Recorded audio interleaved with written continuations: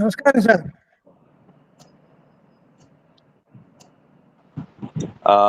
വിസിയോ ജിജിമാഷോ ഒന്ന് ആമുഖം പറഞ്ഞുകൊണ്ട് എനിക്ക് തോന്നുന്നു ജിജിമാഷ് പറയായിരിക്കും കുറച്ചുകൂടി നന്നായിരിക്കാ തോന്നുന്നു. ജിജി പറഞ്ഞോട്ടെ. അല്ല, ഇത്രയും സീനിയർ ബേഡേഴ്സും ഇന്ദുജുടെ മാഷിന്റെ ശിഷ്യന്മാരും നേരിട്ടുള്ളപ്പോ ഞാൻ ആമുഖം പറയണോ സുരേഷ് സാറേ?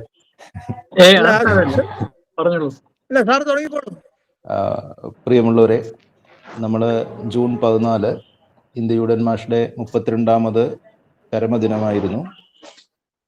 കഴിഞ്ഞ കുറെ വർഷങ്ങളായിട്ട് ഞാൻ ഈ ദിവസം ഏതെങ്കിലും സ്കൂളിൽ വെച്ച് പരിപാടികൾ നടത്താനുള്ള ഒരവസരം കിട്ടിയിട്ടുണ്ട്. ഇന്നും ഞങ്ങൾ പത്തനംതിട്ട ബേഡേഴ്സിന്റെ പേരിലും ഞാൻ പ്രവർത്തിക്കുന്ന സമഗ്ര ശിക്ഷ കേരളയുടെ ഒരു പ്രോഗ്രാം തന്നെയാണ് ഇപ്പോൾ പക്ഷി നിരീക്ഷണ ക്ലബ്ബുകളുടെ രൂപീകരണം. അപ്പോൾ അതിൻ്റെ നേതൃത്വത്തിൽ ഞങ്ങൾ ഇന്ന് ഒരു ഗവൺമെൻറ് ഹൈസ്കൂളിൽ ഒരു ക്ലബ്ബ് രൂപീകരിക്കുകയും ഇന്ദുജുടൻ മാഷെ പരിചയപ്പെടുത്തുകയും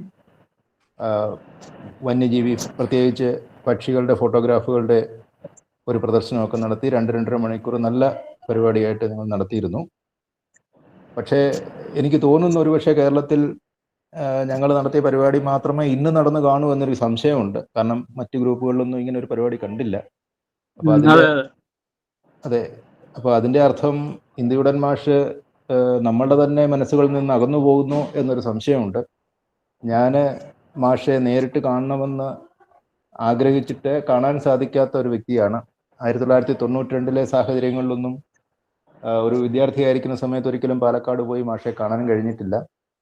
80കളിൽ ഞാൻ സ്കൂൾ വിദ്യാർത്ഥിയായിരിക്കുമ്പോൾ മാഷ് എഴുതിയ പുല്ലുതൊട്ട് പൂനാര വരെയും പക്ഷികളുടെ അത്ഭുത പ്രപഞ്ചവും എന്ന പുസ്തകം, ഈ 2 പുസ്തകങ്ങളും ആ സമയത്ത് എനിക്ക് ലഭിച്ചു. ആ പുസ്തകങ്ങളാണ് എൻ്റെ ജീവിതത്തിൻ്റെ കാഴ്ചപ്പാട് തന്നെ മാറ്റിമറിച്ചത്. അത്രത്തോളം സ്വാധീനം എന്നിൽ ചെലുത്താൻ ആ പുസ്തകത്തിന് കഴിഞ്ഞു. പിന്നീടാണ് ആ പുസ്തകത്തിൻ്റെ രചയിതാവിനെ പറ്റി ഞാൻ അന്വേഷിച്ചത്. അങ്ങനെ ഇന്ദുജുടൻ മാഷിലേക്ക് എത്തിച്ചേരുകയായിരുന്നു. അപ്പോൾ അങ്ങനെ ഒരു കൊച്ചുകുട്ടിയിൽ സ്വാധീനം ചെലുത്തത്തക്ക രീതിയിലുള്ള ആ 2 രചനകൾ, അതിനുശേഷമാണ് നമ്മളുടെ ഏറ്റവും വിഖ്യാതമായ കേരളത്തിലെ പക്ഷികൾ എന്ന പുസ്തകം ഞാൻ വായിക്കുന്നത്. അപ്പോൾ അത്രയും സ്വാധീനമാണ് ജനമനസ്സുകളിൽ അല്ലെങ്കിൽ പൊതുസമൂഹത്തിൽ മാഷ് ചെലുത്തിയിട്ടുള്ളത്. എന്തായാലും മാഷ് പ്രവർത്തിച്ച 50കളിൽ മലയാളികളുടെ മേഖലയിൽ അല്ലെങ്കിൽ കേരള സമൂഹത്തിൽ മലയാളത്തിലുള്ള പരിസ്ഥിതി ഗ്രന്ഥങ്ങളോ മറ്റ് കാഴ്ചപ്പാടുകളോ ഒന്നും ഉണ്ടായിരുന്നില്ല. അപ്പോൾ അതിനെല്ലാം ഒരു വ്യക്തമായ അടിത്തറ. അതുകൊണ്ട് തന്നെയാണ് അദ്ദേഹം ആ ഒരൊറ്റ വാക്കുകൾ കൊണ്ട് അതിനെ സൂചിപ്പിച്ചത്. വലിയ പിളർന്നു നിൽക്കുന്ന ഒരു വലിയ കുഴിയിലേക്ക് ഒരു പിടി മണ്ണ് എന്നെ കൊണ്ടിടാൻ കഴിയുമെങ്കിൽ നന്നായിരുന്നു, എൻ്റെ പിന്നാലെ വരുന്നവർ ആ കുഴി നികത്തിക്കൊള്ളും. ഈ കുഴി എന്ന് അദ്ദേഹം ഉദ്ദേശിച്ചത് തീർച്ചയായിട്ടും ഈ പരിസ്ഥിതി സാഹിത്യം മലയാളത്തിലുള്ളതിൻ്റെ അഭാവവും ഈ മലയാളികളുടെ പരിസ്ഥിതി ബോധത്തിൻ്റെ ആ കുറവിനെയൊക്കെയാണ് അദ്ദേഹം ആ കുഴിയായിട്ട് ഉദ്ദേശിച്ചത്. അപ്പോൾ അങ്ങനെ ഉള്ള വലിയ കാഴ്ചപ്പാടോടുകൂടി ഈ ഒരു പ്രകൃതി സ്നേഹം, അത് പക്ഷി നിരീക്ഷണം എന്നുള്ള മാർഗം ഏറ്റവും എളുപ്പമായ ഒരു വഴിയാണ് എന്നൊക്കെ നമുക്ക് കാട്ടിത്തന്ന ഒരു വലിയ വ്യക്തിയാണ് അദ്ദേഹം. അദ്ദേഹം ശരിക്കും ഒരു പരിസ്ഥിതി നവോത്ഥാന നായകൻ എന്ന് തന്നെ അറിയപ്പെടേണ്ടതാണ്. നിർഭാഗ്യവശാൽ എല്ലാ മേഖലയിൽ നിന്നും അദ്ദേഹം പുറന്തള്ളപ്പെട്ടു. ഒരു ഏറ്റവും മികച്ച ഗദ്യ സാഹിത്യമാണ്, അപ്പോൾ സാംസ്കാരിക മേഖലയിലും അദ്ദേഹത്തിൻ്റെ പേര് പെടേണ്ടതാണ്. പക്ഷെ എല്ലാ മേഖലയിൽ നിന്നും അദ്ദേഹം വിസ്മരിക്കപ്പെട്ടുകൊണ്ടിരിക്കുന്നു. അത് നിർഭാഗ്യകരമായ കാര്യമാണ്. അപ്പോൾ ഞാൻ അദ്ദേഹത്തെ ഒരു പരിസ്ഥിതി നവോത്ഥാന നായകൻ എന്ന് തന്നെയാണ് വിളിക്കാൻ ഉദ്ദേശിക്കുന്നത്. കാരണം പരിസ്ഥിതിയുടെ ഇരുളടഞ്ഞ ആ കാഴ്ചപ്പാടിൽ നിന്നും മലയാള ഭാഷയിലൂടെ ആ ഒരു കാഴ്ചപ്പാടിലേക്ക് എത്തിച്ച വ്യക്തിയാണ്. അപ്പോൾ എന്തായാലും മനോജ് പെട്ടെന്നെടുത്ത ഒരു ഇനിഷ്യേറ്റീവാണ്. നമ്മളൊരു സായാഹ്ന ചർച്ച പോലെ, പ്രത്യേകിച്ചൊരു പ്രോട്ടോക്കോളൊന്നും ഇല്ലാതെ മാഷ ഏതെങ്കിലും തരത്തിൽ പരിചയമുള്ള വ്യക്തികൾ, അത് എന്നെപ്പോലുള്ളവർ പുസ്തക രൂപത്തിലും പിന്നീട് സുരേഷ് സാറിനെ പോലെ വേണുഗോപാൽ സാറിനെ പോലെയുള്ള മാഷിൻ്റെ ശിഷ്യന്മാരുടെ പരിചയത്തിലൂടെയൊക്കെയാണ് ഞാൻ മാഷയെ കൂടുതൽ അറിഞ്ഞത്. അതുപോലെ നമ്മൾ പ്രിയപ്പെട്ട സുരേഷ് സാറും വേണുഗോപാൽ സാറും ഒക്കെ നേരിട്ട് മാഷയെ പരിചയമുള്ള വ്യക്തികളാണ്. അപ്പോൾ ഇങ്ങനെ എല്ലാവരും കൂടെ കൂടിയിരുന്ന് ഇന്ന് ഈ വൈകുന്നേരം ഒരു സായാഹ്ന ചർച്ച, നമുക്ക് ഫിസിക്കലി കൂടാൻ കഴിഞ്ഞിരുന്നെങ്കിൽ വളരെ നല്ലതാണ്. അപ്പോൾ ഓരോരുത്തരും നേരിട്ട് നമുക്ക് സംസാരിക്കാമായിരുന്നു. അപ്പോൾ ആ ഒരു ഉദ്ദേശം മാത്രമാണ് ഈ മീറ്റിങ്ങിനുള്ളത്. നമ്മൾ പരസ്പരം ചായ നമ്മുടെ ഇടയിൽ ഇല്ലെന്നുള്ളതേ ഉള്ളൂ. പരസ്പരം പ്രത്യേകിച്ചൊരു പ്രഭാഷണമോ കാര്യങ്ങളോ ഒന്നുമല്ല ഞങ്ങളുടെ മനസ്സിലുണ്ടായിരുന്നത്. മാഷയെക്കുറിച്ചുള്ള ഓർമ്മകൾ, ഏതെങ്കിലും തരത്തിലുള്ള ഓർമ്മകൾ അല്ലെങ്കിൽ ഏതെങ്കിലും രീതിയിൽ മാഷ് ചെലുത്തിയ സ്വാധീനങ്ങൾ പരസ്പരം പങ്കുവയ്ക്കുന്നു. നമ്മൾ പിരിയുന്നു. പിന്നെ തുടർന്ന് എങ്ങനെ പോകണം എന്നുള്ളത് നമുക്ക് പിന്നീടൊക്കെ ആലോചിക്കേണ്ട കാര്യമാണ്. ഇപ്പോൾ ഇന്നത്തെ ഈ ദിവസം മാഷെ വിസ്മരിക്കാൻ ഒരിക്കലും നമുക്ക് കഴിയില്ല. അപ്പോൾ മാഷെ വീണ്ടും നമ്മുടെ മനസ്സിലേക്ക് എത്തിക്കാൻ വേണ്ടിയുള്ള ഒരു എളിയ ശ്രമമാണ്. അത് ഇത്രയും പങ്കാളിത്തം ഉള്ളത് കൊണ്ട് ആ ശ്രമം വിജയിച്ചു എന്ന് മനസ്സിലാക്കുന്നു. അപ്പോൾ നമ്മൾ പരസ്പരം ഒരു ചർച്ച അല്ലെങ്കിൽ ഒരു പരസ്പരം അനുഭവം പങ്കുവെക്കലാണ് ഞങ്ങൾ ഉദ്ദേശിച്ചത്. അതിലേക്ക് എല്ലാവരെയും സ്നേഹത്തോടു കൂടി സ്വാഗതം ചെയ്തുകൊണ്ട് നിർത്തുന്നു.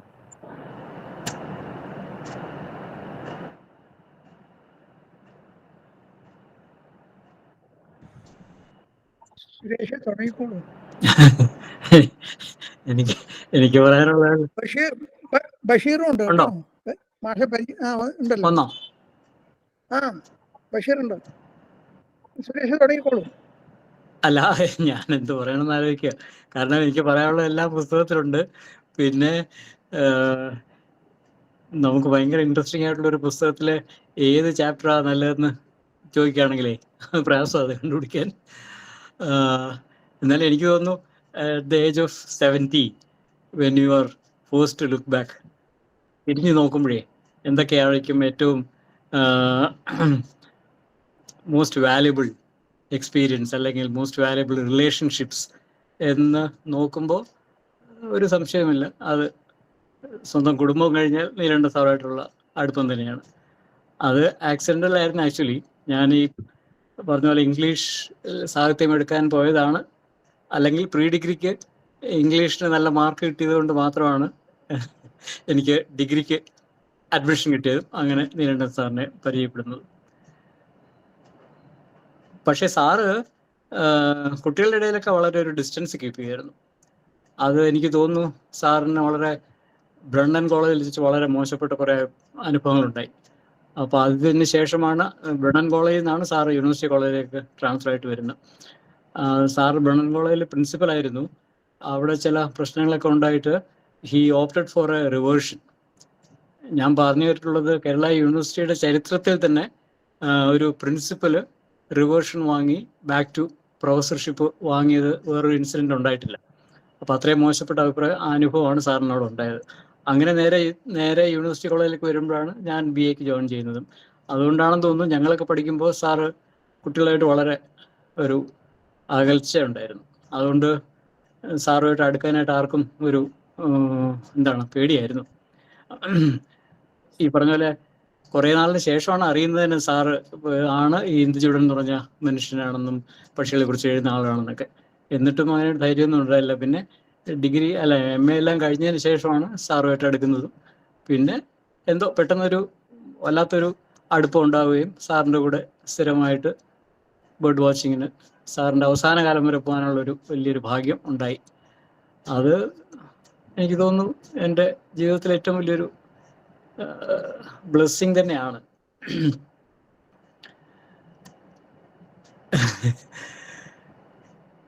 വേറെ എന്താണ് പറയുന്നത്? സാറിൻ്റെ കണ്ടമാനം ഓർമ്മകളുണ്ട്. അത് ഏത് പറയണമെന്ന് തന്നെ എനിക്കറിയില്ല. ക്രാപ്ലോർ ഞങ്ങള് മിക്കവാറും എല്ലാ വീക്കെൻഡ്സിലും ഇങ്ങനെ എവിടെയെങ്കിലുമൊക്കെ പോകും.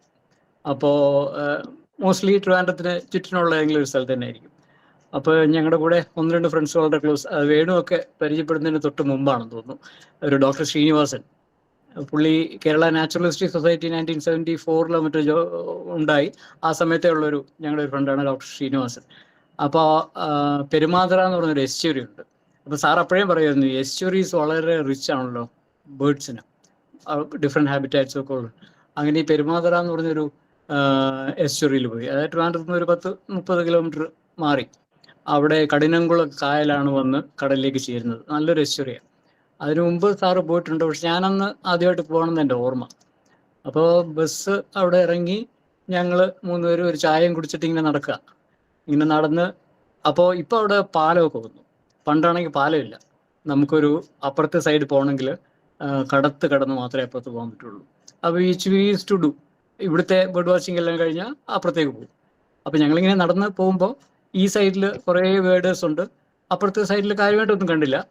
അപ്പോൾ ഇങ്ങനെ നടന്ന് സംസാരിച്ചുകൊണ്ട് പോകുന്നു. ഈ സൈഡിലുള്ള വേർഡേഴ്സിനെയൊക്കെ ഇങ്ങനെ നോക്കുന്നു. അപ്പോൾ സാർ പെട്ടെന്ന് നിന്നിട്ട് ആ മറ്റേ കരയിലുള്ള ഒരു പക്ഷിയെന്ന് ഇങ്ങനെ നോക്കി. ആദ്യം വെറുതെ നോക്കി, പിന്നെ വീണ്ടും നടന്നു. അതിനുശേഷം ബൈനോക്കുലർസിൽ കൂടെ നോക്കിയതും സാറിൻ്റെ മുഖം അങ്ങ് മാറി എന്ന് പറഞ്ഞാൽ ഒരു കൊച്ചു കുട്ടിയെ പോലെ, ഓ ദാറ്റ് ഇസ് ദ ക്രാപ്ലോവർ എന്ന് പറഞ്ഞ് സാറ് കുട്ടികളെ പോലെ തുള്ളിച്ചാടാൻ തുടങ്ങി. അത് ഞാൻ ഒരിക്കലും മറക്കില്ല. ഞാൻ ആ പുസ്തകത്തിൽ എഴുതിയതുപോലെ അന്ന് ഫോട്ടോ എടുക്കാനോ മൊബൈൽ ക്യാമറയോ ഒന്നുമില്ല. കയ്യിലുള്ള ക്യാമറ, എൻ്റെ കയ്യിൽ ക്യാമറ ഉണ്ടായിരുന്നു, പക്ഷെ അതിൽ വീഡിയോ ഒന്നും എടുക്കാനില്ല. അത് അന്ന് ഷൂട്ട് ചെയ്യാൻ പറ്റിയിരുന്നെങ്കിൽ that would have been one of the best images. സാറിങ്ങനെ തുള്ളിച്ചാടുക, ദാറ്റ് ഇസ് എ ക്രാപ്ലോവർ എന്ന് പറയുന്നത്. കാരണം സാർ എത്രയോ വർഷമായിട്ട് കാണണമെന്ന് ആഗ്രഹിച്ചിരുന്ന ഒരു പക്ഷിയാണ് അവിടെ കണ്ടത്. പിന്നെ ഞങ്ങൾ അപ്പോൾ തന്നെ വഞ്ചിയെടുത്ത് അപ്പുറത്ത് പോയി. അപ്പോൾ ഇതാണെങ്കിൽ ഞണ്ട്, ആ ബീച്ചിൽ കണ്ടമാനം ഞണ്ട് ഇങ്ങനെ പോവുക, നടക്കുക, അതിൻ്റെ നടുക്ക് ഇദ്ദേഹം ഇരിക്കുക. എനിക്ക് തോന്നുന്നു നല്ലൊരു ഫീഡിങ് സെഷൻ കഴിഞ്ഞിട്ട് ഇങ്ങനെ അനങ്ങാതിരിക്കുക. അപ്പോൾ സാറ് പതുക്കെ അടുത്ത് പോയി വളരെ ഭംഗിയായിട്ട് കുറേ നേരം അതിൻ്റെ നോട്ട്സൊക്കെ എഴുതിയെടുത്ത്. അപ്പോൾ പല പ്രാവശ്യവും ഞാൻ സാറിനെ കണ്ടിട്ടുണ്ട്. സാറിന് എത്രയോ പരിചയമുള്ള പക്ഷിയാണെങ്കിൽ തന്നെ he use to take copious notes ഇങ്ങനെ എഴുതിയെടുക്കും. അപ്പോൾ എന്തെങ്കിലും ഒരു സംശയം ഉണ്ടെങ്കിൽ അത് മാറാനായിട്ടുള്ളൊരു ഇതാണെന്ന് തോന്നുന്നു. അപ്പോൾ ഈ നോട്ട് ടേക്കിങ് സാറിന് വളരെ വളരെ നിർബന്ധമുള്ളൊരു കാര്യമായിരുന്നു. അതെനിക്ക് ഒരിക്കലും മറക്കാൻ പറ്റാത്തൊരു ഈ ക്രാപ്ലോവറിനെ കണ്ടത്. ഇനിയും പറയണോ? അടുത്ത ആൾക്കെങ്കിലും പറയാം, എവിടെയും പറയാം. ബഷീർ ജി പറഞ്ഞോട്ടെ, അത് കഴിഞ്ഞ് ഞാൻ പറയാം. ബഷീർ, ആർക്കെങ്കിലും സംസാരിക്കണം എന്നുണ്ടെങ്കിൽ ഒന്ന് ഹാൻഡ് റൈസ് ചെയ്യുക, അല്ലെങ്കിൽ ഒരു മെസ്സേജ് ഇടുക. അപ്പോൾ ഞാൻ അവരെ ഹോസ്റ്റ് ആക്കാൻ ശ്രമിക്കാം. പിന്നെ പരമാവധി ആൾക്കാർ മ്യൂട്ടാക്കുക. കുറേ പേരെ ഞാൻ ഹോസ്റ്റ് ആക്കിയിട്ടുണ്ട്. ഇപ്പോൾ മ്യൂട്ട് ആയിരിക്കാൻ ശ്രദ്ധിച്ചാൽ നല്ലതാണ്. ഓക്കെ, ബഷീർ മാഷ് ഒന്ന് അൺമ്യൂട്ട് ചെയ്യും. എനിക്ക് പ്രത്യേകിച്ചൊന്നും പറയാനില്ല. കുറച്ച് കാലങ്ങളായിട്ട് ഇപ്പോൾ സൈലന്റ് വാലി സർവേ നടന്നുകൊണ്ടിരിക്കുന്ന കാലങ്ങളിലാണ് അദ്ദേഹമായിട്ട് കുറച്ച് കൂടുതൽ പരിചയപ്പെടുന്നത്. അതിനുശേഷം പലപ്പോഴും പോയിട്ടുണ്ട്. പക്ഷെ നമ്മൾ അദ്ദേഹത്തെ കൂടുതൽ പക്ഷികളെ കുറിച്ച് നമ്മൾ പഠിക്കുന്നെങ്കിൽ അദ്ദേഹത്തെ നമ്മൾ കൂടുതൽ നിരീക്ഷിക്കുകയാണ് ചെയ്തിട്ടുള്ളത്. കാരണം ഇപ്പം ഞാനന്ന് പറഞ്ഞ പോലെ അദ്ദേഹത്തിന്റെ ഇപ്പോൾ ഫീൽഡിൽ പോകുമ്പോൾ അദ്ദേഹത്തിന്റെ കണ്ണുകളുടെ ചലനം സുരേഷ് ശ്രദ്ധിച്ചിട്ടുണ്ടായിരിക്കും. പിന്നെ കണ്ണുകളുടെ ചലനം അങ്ങനെ ഭയങ്കര, നമ്മള് ഒരു സ്റ്റില്ലായിട്ടൊരു സംഗതി നോക്കുന്ന പോലെയല്ല, ഇങ്ങനെ ഭയങ്കരമായിട്ട് ഇങ്ങനെ ഏറ്റവും കൂടുതൽ അറ്റൻഷൻ വരും. നമ്മൾ കാണുന്നതിന്റെ ഒരു 10 ഇരട്ടി പുള്ളി കാണുകയും ചെയ്യും ഒരു ഏജിൽ. പിന്നെ സൂക്ഷ്മത, ഒന്നിപ്പോ നമ്മൾ തീർച്ചയുള്ള ഒരു കാര്യം അദ്ദേഹത്തിനോട് പറയുകയാണെങ്കിൽ പോലും പുള്ളി മേ ബി എന്നേ പറയുള്ളൂ. കാരണം നമ്മൾ തന്നെ ഉറച്ചൊരു തീരുമാനം എടുക്കാനായിട്ട് പുള്ളി പ്രേരിപ്പിക്കുകയാണ് ചെയ്യുക. അങ്ങനെയൊക്കെയുള്ളൊരു പ്രത്യേകത പുള്ളിയിൽ കണ്ടിട്ടുണ്ട്. പിന്നെ നമ്മൾ ഫ്രോഗ് മൗത്തുകളെ കുറിച്ച് ഒരിക്കൽ പറഞ്ഞപ്പോ പലയിടത്തും ഇങ്ങനെ ഫ്രോഗ് മൗത്തുകൾ കോമൺ ആയിട്ടുണ്ട്, കാണാൻ തുടങ്ങിയിട്ടുണ്ട് എന്ന് പറഞ്ഞപ്പോ പുള്ളി ഒരു കമന്റാണ്, nowadays there are more frog mouths than frogs എന്ന് പറഞ്ഞു. ഇങ്ങനെയൊക്കെയുള്ള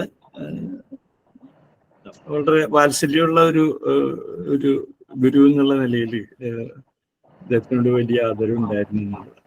അപ്പൊ പക്ഷെ അത് ഇങ്ങനെയുള്ള മനുഷ്യരുടെ പ്രത്യേകത, ഇപ്പൊ സുരേഷ് എഴുതിയ ആ നോട്ട്സുകളൊക്കെ തന്നെ അതിന്റെ ഏറ്റവും നല്ല തെളിവുകളാണ്. ഇങ്ങനെയുള്ള മനുഷ്യരുടെ പ്രത്യേകത, അവര് എത്ര കാലം കഴിഞ്ഞാൽ ഇങ്ങനെയുള്ള ചില സാക്ഷാത്കരിക്കപ്പെട്ട ചില ജ്ഞാനങ്ങൾ എത്ര കാലം കഴിഞ്ഞാലും അതിങ്ങനെ വീണ്ടും തലമുറകളായിട്ട് ഇങ്ങനെ ഉയർക്കൊണ്ടുകൊണ്ടേയിരിക്കും. അങ്ങനെയുള്ളൊരു അത്യപൂർവമായ, നമുക്കൊരു തികച്ചും സാധാരണമെന്ന് തോന്നുന്നെങ്കിലും വളരെ അത്യപൂർവമായ ഒരു വ്യക്തിയായിരുന്നു. എനിക്ക് തോന്നുന്നു ഇപ്പൊ കേരളത്തിൽ ഇദ്ദേഹം ഓർമ്മിക്കപ്പെടുന്നത് പോലെ വേറെ എവിടെയെങ്കിലും സ്ഥലത്ത് ഒരു പക്ഷി നിരീക്ഷകൻ എന്നുള്ള നിലയിൽ ആരെങ്കിലും ഓർമ്മിക്കുന്നില്ല. ഈവൻ ഇപ്പൊ പോലും സലീം അലി പോലും വിസ്മൃതിയിലേക്ക് പോയിക്കൊണ്ടിരിക്കുന്നു. അദ്ദേഹത്തിന്റെ അപൂർവ സമകാലികരായിട്ടുള്ള ശിഷ്യരിൽ നിന്നല്ലാതെ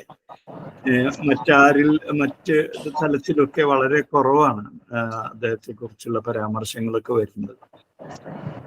പക്ഷേ ഇദ്ദേഹം കേരളത്തില് വളരെ സജീവമായി ഓർമ്മിക്കപ്പെടുകയും പിന്നെ അദ്ദേഹം പക്ഷി നിരീക്ഷണത്തിൽ മാത്രമല്ല ഭാഷയിലും അദ്ദേഹം വരുത്തിയിട്ടുള്ള ആ ഭാഷയുടെ ആർജവം, അതിൻ്റെ ലാളിത്യം, അതൊക്കെ ഇപ്പോഴും പല തലമുറകളാലും ഓർമ്മിക്കപ്പെടുകയും ചെയ്യുന്നു എന്നുള്ളതൊരു വലിയ കാര്യമാണ്. അത് തന്നെയാണ് ഇപ്പൊ ഇത്രയും ഒരു വളരെ ഷോർട്ടായിട്ടുള്ള ഒരു ഇതിൽ ഇത്രയും അധികം ആളുകൾ വരുന്നു എന്നുള്ളത് തന്നെ അതിന്റെ ഏറ്റവും വലിയ തെളിവ്. ശരി, എനിക്ക് അതിൽ കൂടുതലൊന്നും പറയാനില്ല. ചെറിയ ഒന്ന് രണ്ട് കാര്യങ്ങൾ പറയാൻ ഉദ്ദേശിക്കുന്നു. ബഷീർ സൂചിപ്പിച്ച പോലെ അദ്ദേഹം എല്ലാവരെയും കൂടെ കൊണ്ടു നടക്കുകയും എൻകറേജ് ചെയ്യുകയും ചെയ്യായിരുന്നു. പശുക്കളിൽ ഉണ്ടെന്ന് തോന്നിയാല് ഡോ വാടോ പോകാൻ പറഞ്ഞാൽ he never use to exclude anybody. ഒരു തുടക്കക്കാരനാണെന്നോ അങ്ങനൊന്നും യാതൊരു വ്യത്യാസം ഉണ്ടായിരുന്നില്ല. അങ്ങനെ ഞാൻ സുരേഷ് അങ്ങനെ പലരും അദ്ദേഹത്തിൻ്റെ കൂടെ പല സ്ഥലങ്ങളിലേക്കും പോയിട്ടുണ്ട്. അങ്ങനെ ഒരിക്കല് മദ്രാസിലുള്ള വേളാശ്ശേരിയിൽ ഞാൻ ശാന്താറാം മാഷ് പോയപ്പം ശാന്താറാം ദൂരത്തുനിന്ന് കുറച്ച് കിടക്കുന്ന പക്ഷികളെ കണ്ട് സ്മോൾ പ്രാക്ടിക്കൽ ഗോൾ എന്ന് പറഞ്ഞു കഴിഞ്ഞ ഉടനെ മാഷ് പറഞ്ഞു, if I were to say those are small practical goals, they'll have to be a lot more nearer.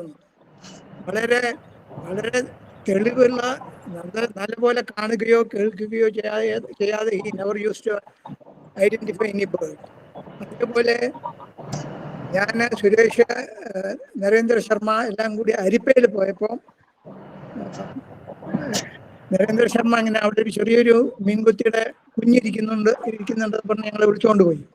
അപ്പോൾ ഇന്ന് എനിക്ക് ഓർമ്മയുണ്ട്, ഫ്രീ റോഡ് കിങ് ഫിഷർ പറഞ്ഞിട്ട് ഒരു ഭയങ്കര ഒരു ആഹ്ലാദത്തോടു കൂടി അദ്ദേഹം പറയുകയുണ്ടായി.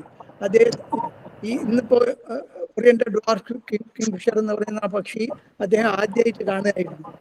അതേപോലെ അത് കണ്ട ഉടനെ ചിത്രമൊക്കെ വരച്ച് വളരെ ഡീറ്റെയിൽഡ് ആയി നോട്ട്സ് എഴുതി.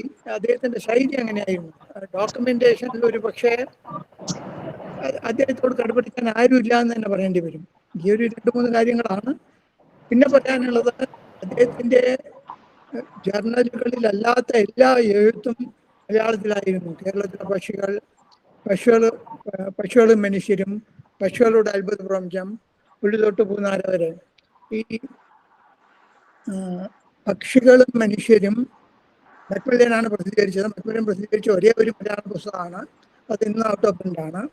അതിൻ്റെ ഒരു അബ്രിഡ്ജ്ഡ് വെർഷനാണ് നമ്മുടെ പക്ഷികളുടെ അത്ഭുത പ്രപഞ്ചം ശാസ്ത്ര സാഹിത്യ പരിഷത്ത് പ്രസിദ്ധീകരിച്ചത്. അത് ഞാൻ പലതവണ പരിഷത്തിൻ്റെ അടുത്ത് പറഞ്ഞെങ്കിലും അതും ഔട്ട് ഓഫ് പ്രിന്റ് ആണ്. അപ്പോൾ ഈ പക്ഷികളും മനുഷ്യരും എന്നുള്ള ഒരു 60 പേജുള്ള ഒരു ചെറിയ പുസ്തകം കുട്ടികളെ ഉദ്ദേശിച്ച് മാഷ് എഴുതിയതാണ്. അത് വളരെ കുറഞ്ഞ വിലയ്ക്ക് കുട്ടികൾക്ക് ലഭ്യമാകണം എന്നുള്ള ഒരു വിശ്വാസത്തിൽ, എൻ്റെ ഓർമ്മ ശരിയാണെങ്കിൽ 12 രൂപയാണ്, 12 രൂപ 50 പൈസയാണ് വില എന്നാണ് എൻ്റെ ഓർമ്മ. ബ്ലാക്ക് ആൻഡ് വൈറ്റ് ചിത്രങ്ങൾ മാത്രം അതിൽ ഉൾക്കൊള്ളിച്ചിട്ടുള്ളൂ. അതിൻ്റെ ഒരു സംക്ഷിപ്ത അബ്രിഡ്ജ്ഡ് എഡിഷനാണ് ഈ പക്ഷികളുടെ അത്ഭുത പ്രപഞ്ചം എന്നുള്ള പുസ്തകം. അതിപ്പോൾ കിട്ടാനില്ല. ഞാൻ ഒരു കാര്യം കൂടി സൂചിപ്പിച്ചുകൊണ്ട് നിർത്താം.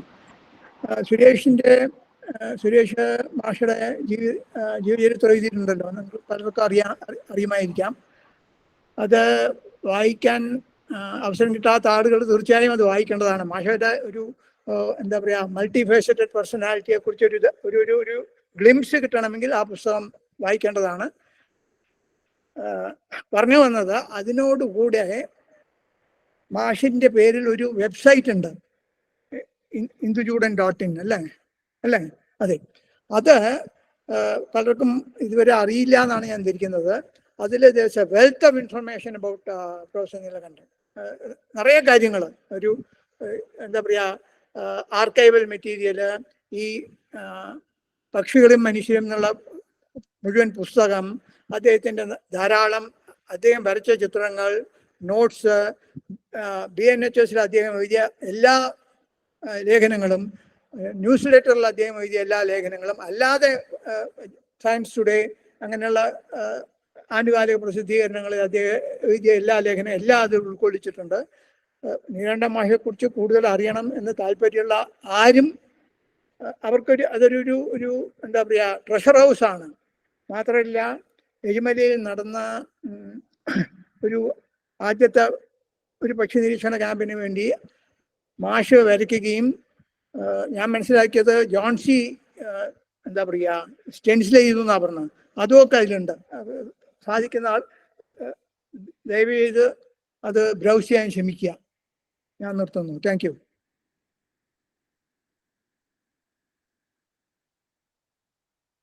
മനോജ് പറയൂ, സുരേഷ് പറഞ്ഞോളൂ. കേൾക്കുന്നില്ല. മ്യൂട്ടഡാ. സുരേഷ് സാറേ, സാറ് മ്യൂട്ടാണ്. സാർ അൺമ്യൂട്ട് ചെയ്യണേ. സുരേഷ് സാർ അൺമ്യൂട്ട് ചെയ്യണേ. അതാരാ? സുരേഷ് സാർ മ്യൂട്ടാണ്. അല്ല, ആർക്കാ അൺമ്യൂട്ട് ചെയ്യാൻ പറ്റുക? മനോജ് ചെയ്യേണ്ടി വരുന്നു. ഒരു മിനിറ്റ്.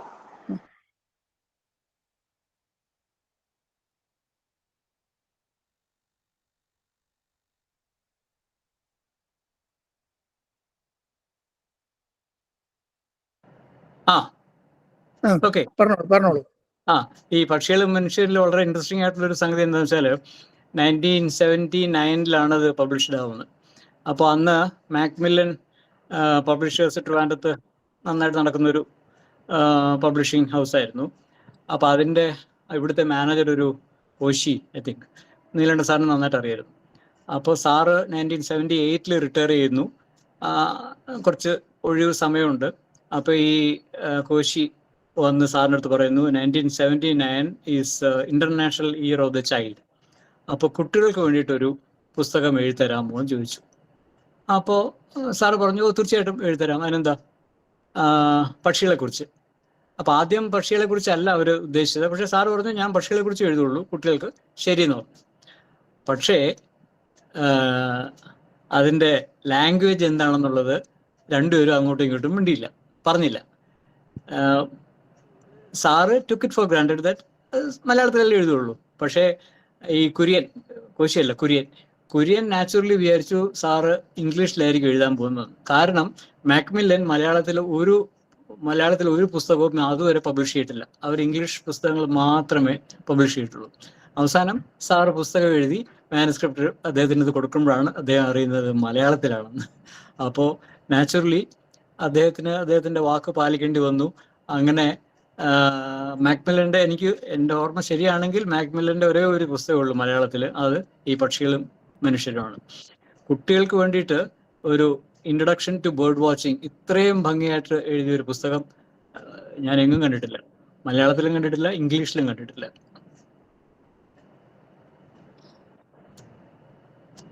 That's all.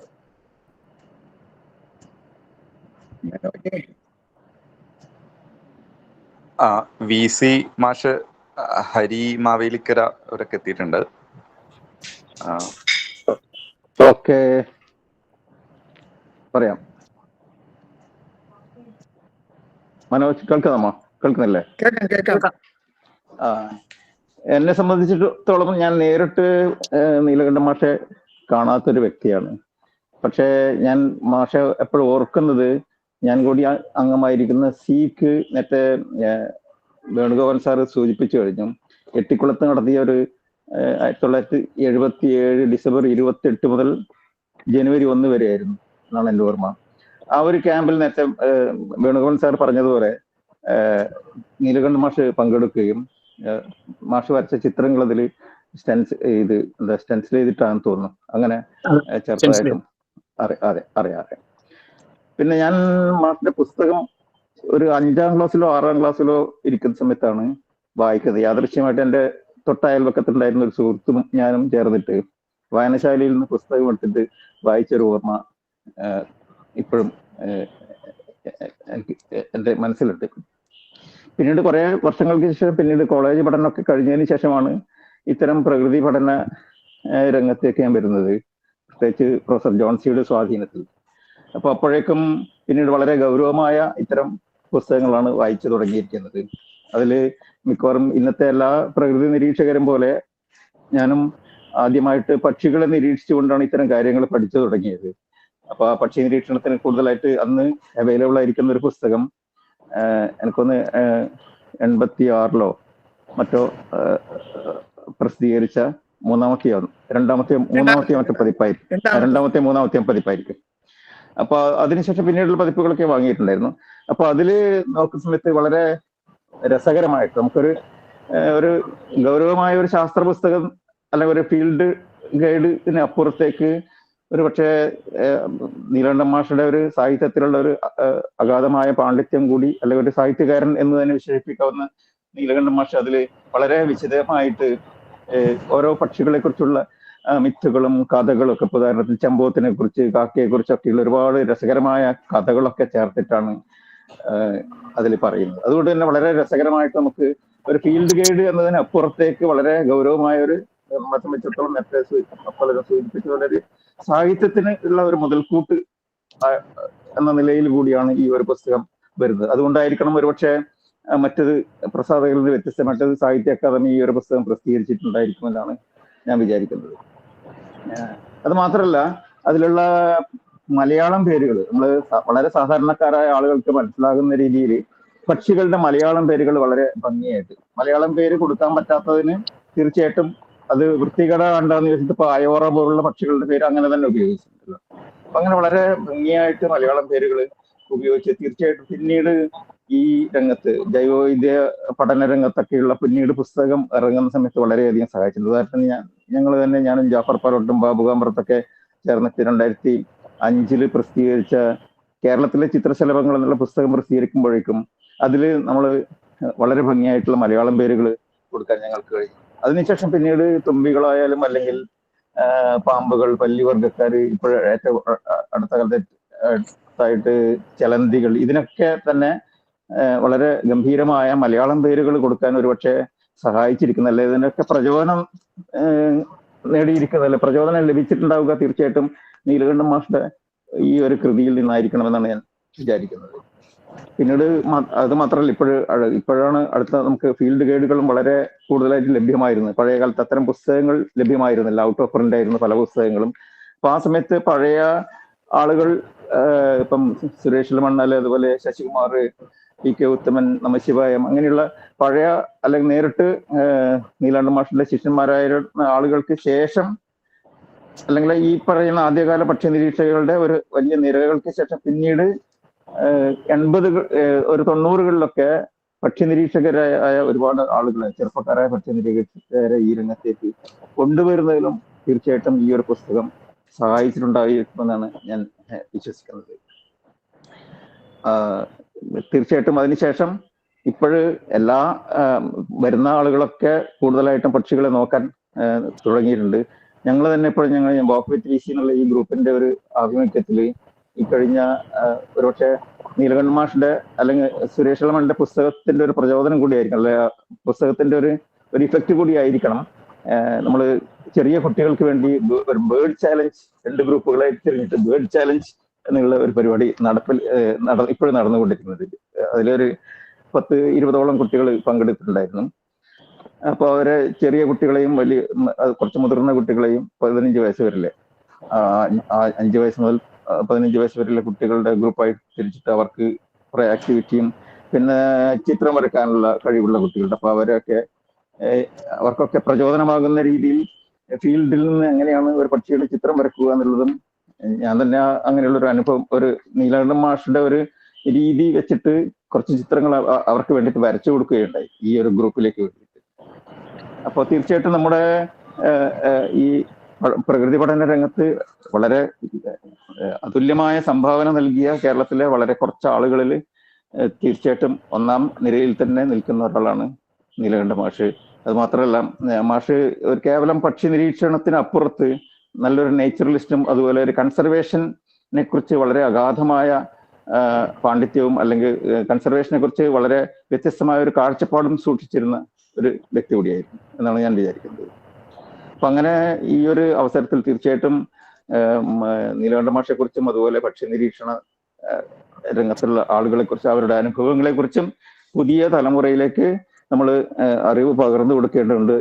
ഇത്തരം പുസ്തകങ്ങൾ അല്ലെങ്കിൽ നീലകണ്ഠൻ മാഷെ കുറിച്ചുള്ള ഓർമ്മകളും അതുപോലെ ഇപ്പം സുരേഷ് എഴുതിയ പുസ്തകങ്ങളൊക്കെ പുതിയ തലമുറക്ക് തീർച്ചയായിട്ടും പ്രചോദനമായിരിക്കും എന്നാണ് ഞാൻ വിചാരിക്കുന്നത്. ഇത്രയാണ് തൽക്കാലം പറയാനുള്ളത്. എല്ലാവർക്കും നമസ്കാരം. ഇതില് ഒരു കാര്യം കൂടി കൂട്ടിച്ചേർക്കാനുള്ളത്, ഈ കേരളത്തിലെ പക്ഷികൾ എന്ന് പറയുന്ന പുസ്തകം കേരള സാഹിത്യ അക്കാദമിയുടെ പ്രസിദ്ധീകരണ ചരിത്രത്തിലെ തന്നെ ആദ്യത്തെ ഒരു പുസ്തകമാണ്. അത് എത്ര പേർക്ക് അറിയും എന്നുള്ളത് അറിയില്ല. ഞാനത് മുൻ സാഹിത്യ അക്കാദമിയുടെ മുൻ സെക്രട്ടറി ആയിരുന്ന ഗോപാലകൃഷ്ണൻ സാറ് സൂചിപ്പിച്ചപ്പോഴാണ് എൻ്റെ ശ്രദ്ധയിൽ അത് പെട്ടത്. അത്രയും പ്രധാനപ്പെട്ട, അതായത് കേരളത്തിന്റെ തന്നെ, അല്ലെങ്കിൽ 1958 ആ പുസ്തകം പ്രസിദ്ധീകരിക്കുന്നത്. അതിന്റെ ഒരു കോപ്പി എൻ്റെ വീട്ടിലുണ്ട്. അപ്പൊ അതിന്റെ ഒരു സന്തോഷമുണ്ട്. കാരണം അത്രയും പഴയൊരു പുസ്തകമാണ്. അതിന്റെ അച്ചടിയും അതിലെ രേഖാചിത്രങ്ങളും ഒക്കെ. ഒരു മിനിറ്റ്, എന്തോ ഒരു സ്പാമിങ് ഇതിൽ വന്നിട്ടുണ്ട്, ഞാനൊന്ന് ഇടപെട്ട് നോക്കട്ടെ. ഹരി മാവേലിക്കരൊന്ന് കണ്ടിന്യൂ ചെയ്യോ? ശ്രീരാമേട്ടൻ ഹാൻഡ് റൈസ് ചെയ്യുന്നുണ്ട്. ശ്രീരാമേട്ടൻ സംസാരിച്ചോളൂ.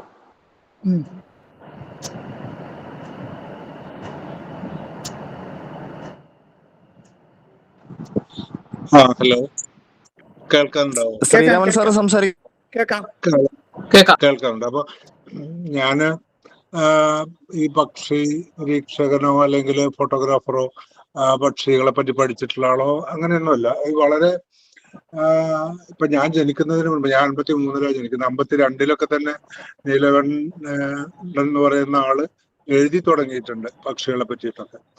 വളരെ യാദൃശ്ചികമായിട്ടൊരു 30 വർഷം മുൻപാണ് എൻ്റെ സുഹൃത്ത് കേരളോർമ്മ കോളേജിലെ ഒരു ലെക്ചറർ ആയിരുന്ന രാജഗോപാൽ എന്ന് പറഞ്ഞിട്ടുള്ള ഒരാൾ എൻ്റെ മകൾക്ക് ഒരു പുസ്തകം കേരളത്തിലെ പക്ഷികളെ കൊടുക്കുന്നത്. അന്ന് തൊട്ടാണ് ഞാൻ വാസ്തവത്തിൽ ഈ പുസ്തകം വായിക്കുന്നതും വായിച്ചിട്ട് വളരെ ഇഷ്ടം തോന്നുകയും അതിൽ ചില ചിത്രങ്ങളൊക്കെ ഞാൻ വരച്ചിട്ട് അദ്ദേഹത്തിന് അയച്ചു കൊടുക്കുകയൊക്കെ ചെയ്തു.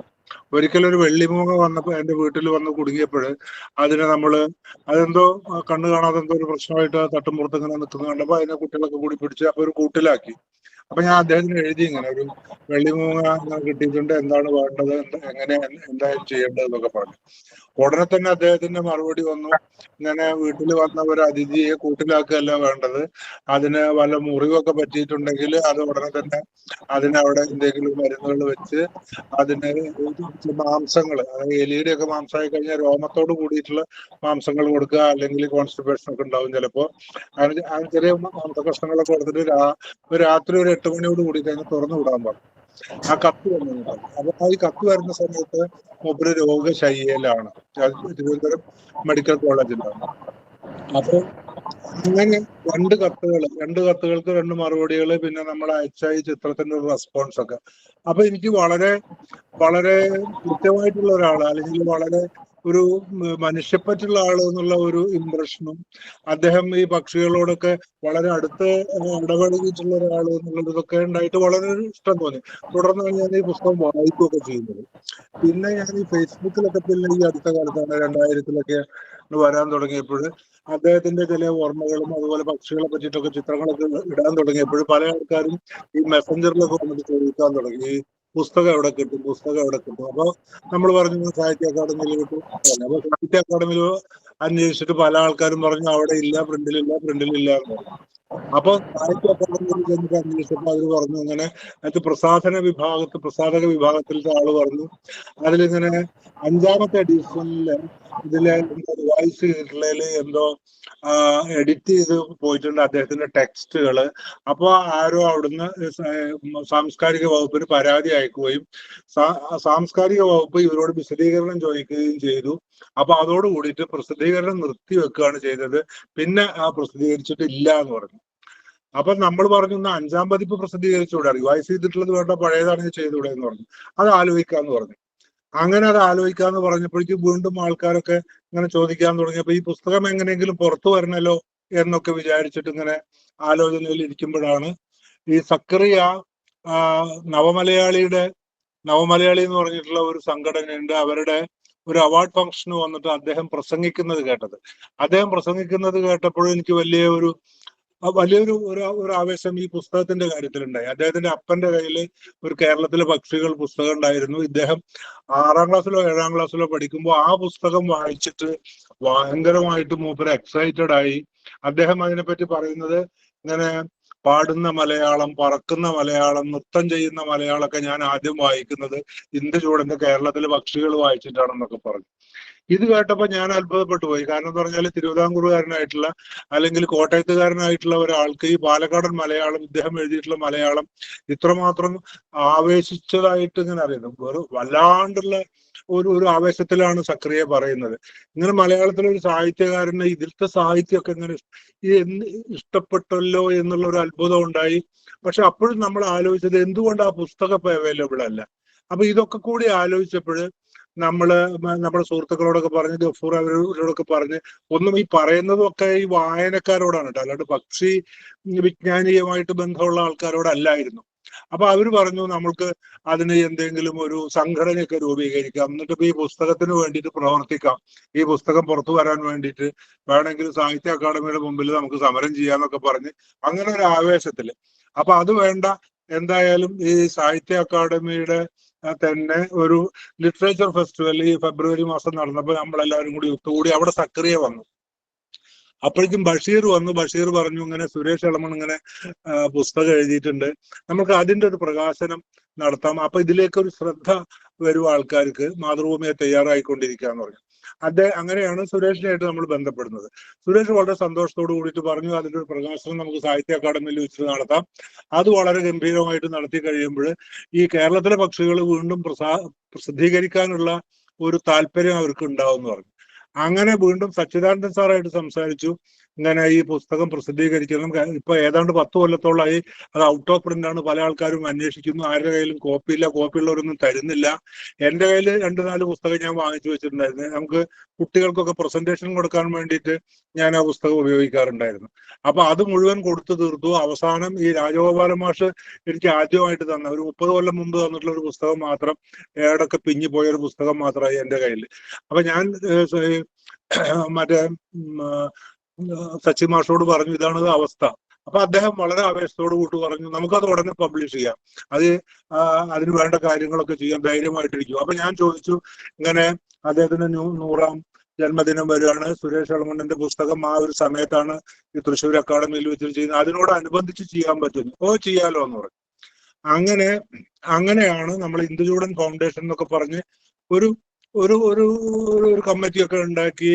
അത് സക്കറിയ അതിന്റെ ചെയർമാനായി. പിന്നെ ബാക്കിയുള്ള ആൾക്കാർ, ഇപ്പൊ സക്രിയ ആവട്ടെ ഇതില് ഉള്ള ബാക്കിയുള്ള ആൾക്കാരാണ്. ഇപ്പൊ സുരേഷ് എളമണ്ണും അതുപോലെ തന്നെ ഈ ബഷീർ ഒഴിച്ച് ബാക്കിയുള്ള ആൾക്കാരൊന്നും ഈ ഒരു പക്ഷി വിജ്ഞാനീയത്തില് അറിവുള്ള ആൾക്കാരൊന്നുമല്ല. അവർക്ക് ഈ പുസ്തകത്തിനോടും പരിസ്ഥിതിയോടും പക്ഷികളോടും ഇന്ദുചൂടനോടും ഒക്കെയുള്ള ഒരു ആഭിമുഖ്യം മാത്രമാണ് ഇങ്ങനെ ഒരു ഗ്രൂപ്പ് ഉണ്ടാക്കാൻ കാരണം. അതേ സമയത്ത് തന്നെ കോൾബേഡേഴ്സിന്റെ ഈ മനോജിന്റെ ഒക്കെ നേതൃത്വത്തിൽ അവിടെ ഒരു തൃശ്ശൂർ ലളിതകലാ അക്കാദമിയിൽ ഒരു പക്ഷി ചിത്ര പ്രദർശനവും നടക്കുന്നത് കണ്ടു. അപ്പൊ മൊത്തമായിട്ട് പല ആൾക്കാരും ധാരാളമായിട്ട് പക്ഷികളെ പറ്റിയിട്ട് ഈ ഫേസ്ബുക്കിലും അതുപോലെ സോഷ്യൽ മീഡിയയിലൊക്കെ വരുന്നു. അപ്പൊ ഈ പുസ്തകം പക്ഷെ വളരെ അത്യാവശ്യമാണ് ഈ സമയത്ത് ആൾക്കാരുടെ ഇടയിൽ എന്നുള്ള ഒരു സംഗതിക്ക് വേണ്ടി മാത്രമായിരുന്നു ആദ്യം ഇങ്ങനെ ഇന്ദുചൂടൻ ഫൗണ്ടേഷൻ എന്ന് പറഞ്ഞിട്ട് ഒരു കമ്മിറ്റി ഉണ്ടാക്കിയതും. നമ്മൾ ഈ 2 പുസ്തകത്തിന്റെ പ്രകാശനവും കേരള സാഹിത്യ അക്കാദമിയിൽ വെച്ച് നമ്മൾക്ക് ഒരുമിച്ച് പ്രകാശനം ചെയ്യാൻ സാധിച്ചു. സക്രിയ, അതുപോലെ KG ശങ്കരപ്പിള്ള, സച്ചിദാനന്ദൻ, ഇവർ 3 ആൾക്കാരും പ്രധാനപ്പെട്ടിട്ടുള്ള കേരളത്തിലെ, അതായത് പക്ഷിശാസ്ത്രമായിട്ടൊന്നും ബന്ധമുള്ള ആൾക്കാരല്ല,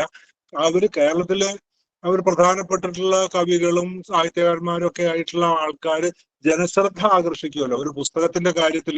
ഇവരൊക്കെ ഇത്ര താല്പര്യം എടുക്കുന്നു എന്നുള്ളത് അറിയുമ്പോൾ അതിനു വേണ്ടിയിട്ടും കൂടി ആയിരുന്നു നമ്മൾ അവരൊക്കെ. അപ്പൊ അവർ വളരെ സന്തോഷപൂർവ്വം നമ്മളെ ക്ഷണം സ്വീകരിക്കുകയും അത് പ്രകാശനം ചെയ്യാൻ തീരുമാനിക്കും. അപ്പൊ അന്ന് സച്ചിദാനന്ദൻ മാഷ് പറഞ്ഞിരുന്നു കേരള സാഹിത്യ അക്കാദമി പ്രസിദ്ധീകരിക്കുന്ന ആദ്യത്തെ പുസ്തകമാണ് ഈ കേരളത്തിലെ പക്ഷികള്. പക്ഷെ അത് തീർച്ചയായിട്ടും അക്കാദമി കുറെ കൂടി ശ്രദ്ധിച്ച് അതിന്റെ വിതരണത്തിലൊക്കെ ശ്രദ്ധിക്കണമായിരുന്നു. ഇത് ഇങ്ങനെ ഒരു അവസ്ഥ വന്ന കാരണമാണ് ഇപ്പൊ ഈ പഴയ ശാസ്ത്രജ്ഞരായിട്ടുള്ള ആരൊക്കെ തന്നെയാണ് ഇത് ഇടപെട്ടത്. ഒരു പക്ഷെ അതിന്റെയൊക്കെ നൂലാമാലകളിലേക്ക് നമ്മൾ പോകണ്ട, നമ്മൾ എന്തായാലും 5ാമത്തെ എഡിഷൻ പബ്ലിഷ് ചെയ്യാന്ന് പറഞ്ഞിട്ട് ഈ 2 പുസ്തകവും വളരെ ജനശ്രദ്ധ ആകർഷിക്കുന്ന രീതിയിൽ നമ്മൾ പ്രസിദ്ധീകരിച്ചു. തുടർന്നാണ് വാസ്തവത്തിൽ കോൾബേഡേഴ്സും മറ്റേ പക്ഷികളുടെ ചിത്രങ്ങൾ എന്ന് പറഞ്ഞിട്ട് കോഴിക്കോട് നടന്നിട്ടുള്ള ഒരു പ്രദർശനമാണ് നമ്മളെ ഒരു പ്രദർശനം നടത്തി ഈ പുസ്തകത്തിലേക്കും അദ്ദേഹത്തിന്റെ ജീവിത സന്ദേശത്തിലേക്കും സാധാരണക്കാരായിട്ടുള്ള മലയാളികളെ ആകർഷിക്കുക എന്നുള്ള ഒരു ലക്ഷ്യത്തോട് കൂടിയിട്ട് ഇതിലേക്ക് പ്രവേശിപ്പിക്കാൻ കാരണം. അപ്പൊ പല ആൾക്കാരും ഇത് അറിയുന്നു. എല്ലാവരും ഈ പറഞ്ഞ കൂട്ടത്തില് ഈ പുസ്തകം അന്വേഷിക്കുന്നവരും അദ്ദേഹത്തിനെ പറ്റി അറിയാൻ ആഗ്രഹിക്കുന്നവരും ഒക്കെ ആയിട്ടുള്ള ആൾക്കാരാണ്. മാതൃഭൂമിക്കാരും വളരെ താല്പര്യത്തോട് കൂടിയിട്ട് ഈ കാര്യത്തിന് വേണ്ടി സുരേഷിന്റെ പുസ്തകം പബ്ലിഷ് ചെയ്യുന്ന കാര്യത്തിനൊക്കെ വേണ്ടിയിട്ട് അവർ ശ്രദ്ധിക്കുമായിരുന്നു. അവരുടെ ഓഫീസിൽ നിന്ന് നേരിട്ട് തന്നെ പറഞ്ഞു അത് വളരെ ഇമ്പോർട്ടന്റ് ആയിട്ടുള്ള പുസ്തകമാണ്. സാധാരണ പബ്ലിഷേഴ്സിന്റെ ഭാഗത്തു നിന്നൊന്നും നമ്മളും പബ്ലിഷേഴ്സിനൊക്കെ അറിയാം, അവരൊന്നും ഇത്ര താല്പര്യം എടുക്കാറില്ല. അവർ സുരേഷിന്റെ പുസ്തകത്തിൽ പ്രത്യേകം താല്പര്യം എടുത്തുകൊണ്ട് ചെയ്യുന്നു. പിന്നെ അദ്ദേഹത്തിന്റെ ലേഖനങ്ങൾ മാതൃഭൂമി പബ്ലിഷ് ചെയ്യാൻ വേണ്ടിയിട്ട് തീരുമാനിക്കുന്നു. അതിപ്പോ കുറച്ച് കഴിഞ്ഞാൽ അത് സുരേഷിന് അറിയാം അതിന്റെ ഡീറ്റെയിൽസ്, അവരത് ചെയ്യുന്നു. അപ്പൊ ഇത്രയൊക്കെ കാര്യങ്ങളാണ് നമ്മള് ഇപ്പൊ ഈയിടെയായിട്ട് ഏതാണ്ട് ഈ അദ്ദേഹത്തിന്റെ 100ാം ജന്മവാർഷികത്തിന് ഒരു മാസം മുൻപ് മാത്രം ഈ ഒരു കാര്യത്തിന് വേണ്ടിയിട്ട് രൂപീകരിച്ച ഒരു സംഘടനയാണ്. അപ്പൊ അതിലേക്ക് പല ആൾക്കാരും വരുന്നുണ്ട്. എല്ലാ ആൾക്കാരെയും നമ്മൾ സ്വാഗതം ചെയ്യും, അതിൽ യാതൊരു സംഗതിയില്ല. പ്രാഥമികമായിട്ടൊരു യോഗ്യത, പ്രാഥമികമായിട്ട് നമ്മളുടെ ഒരാവശ്യം എന്ന് പറയുന്നത് ഈ പുസ്തകത്തെ, അദ്ദേഹത്തിന്റെ ജീവിത സന്ദേശത്തെ ജനങ്ങളിലേക്ക് എത്തിക്കുക എന്നുള്ള സംഗതി മാത്രമേ ഉള്ളൂ. വേറെ ഒരു കാര്യങ്ങളും ഈ ഫൗണ്ടേഷന്റെ ഭാഗത്തില്ല. കഴിയുന്നത്ര മലയാളികളെ കൊണ്ട്, കുട്ടികളെ കൊണ്ട്, സ്കൂൾ തലങ്ങളിലൊക്കെ ഉള്ള കുട്ടികളെ കൊണ്ട് ഈ പുസ്തകം വായിപ്പിക്കുക, അവരെ ഈ പുസ്തകത്തിന്റെ വിജ്ഞാനത്തിലേക്ക് കൊണ്ടുവരിക. അങ്ങനെ മനുഷ്യനിപ്പൊക്കെ ഭയങ്കര അങ്ങോട്ടും ഇങ്ങോട്ടും ഒക്കെ കലഹിക്കുകയും ദുരന്തങ്ങള് അഭിരമിക്കുകയൊക്കെ ചെയ്യുന്ന ഇടപെടാണ്. നമുക്ക് എല്ലാവർക്കും സംസാരിക്കാനുള്ള ഒരു ഞാൻ നിർത്തി.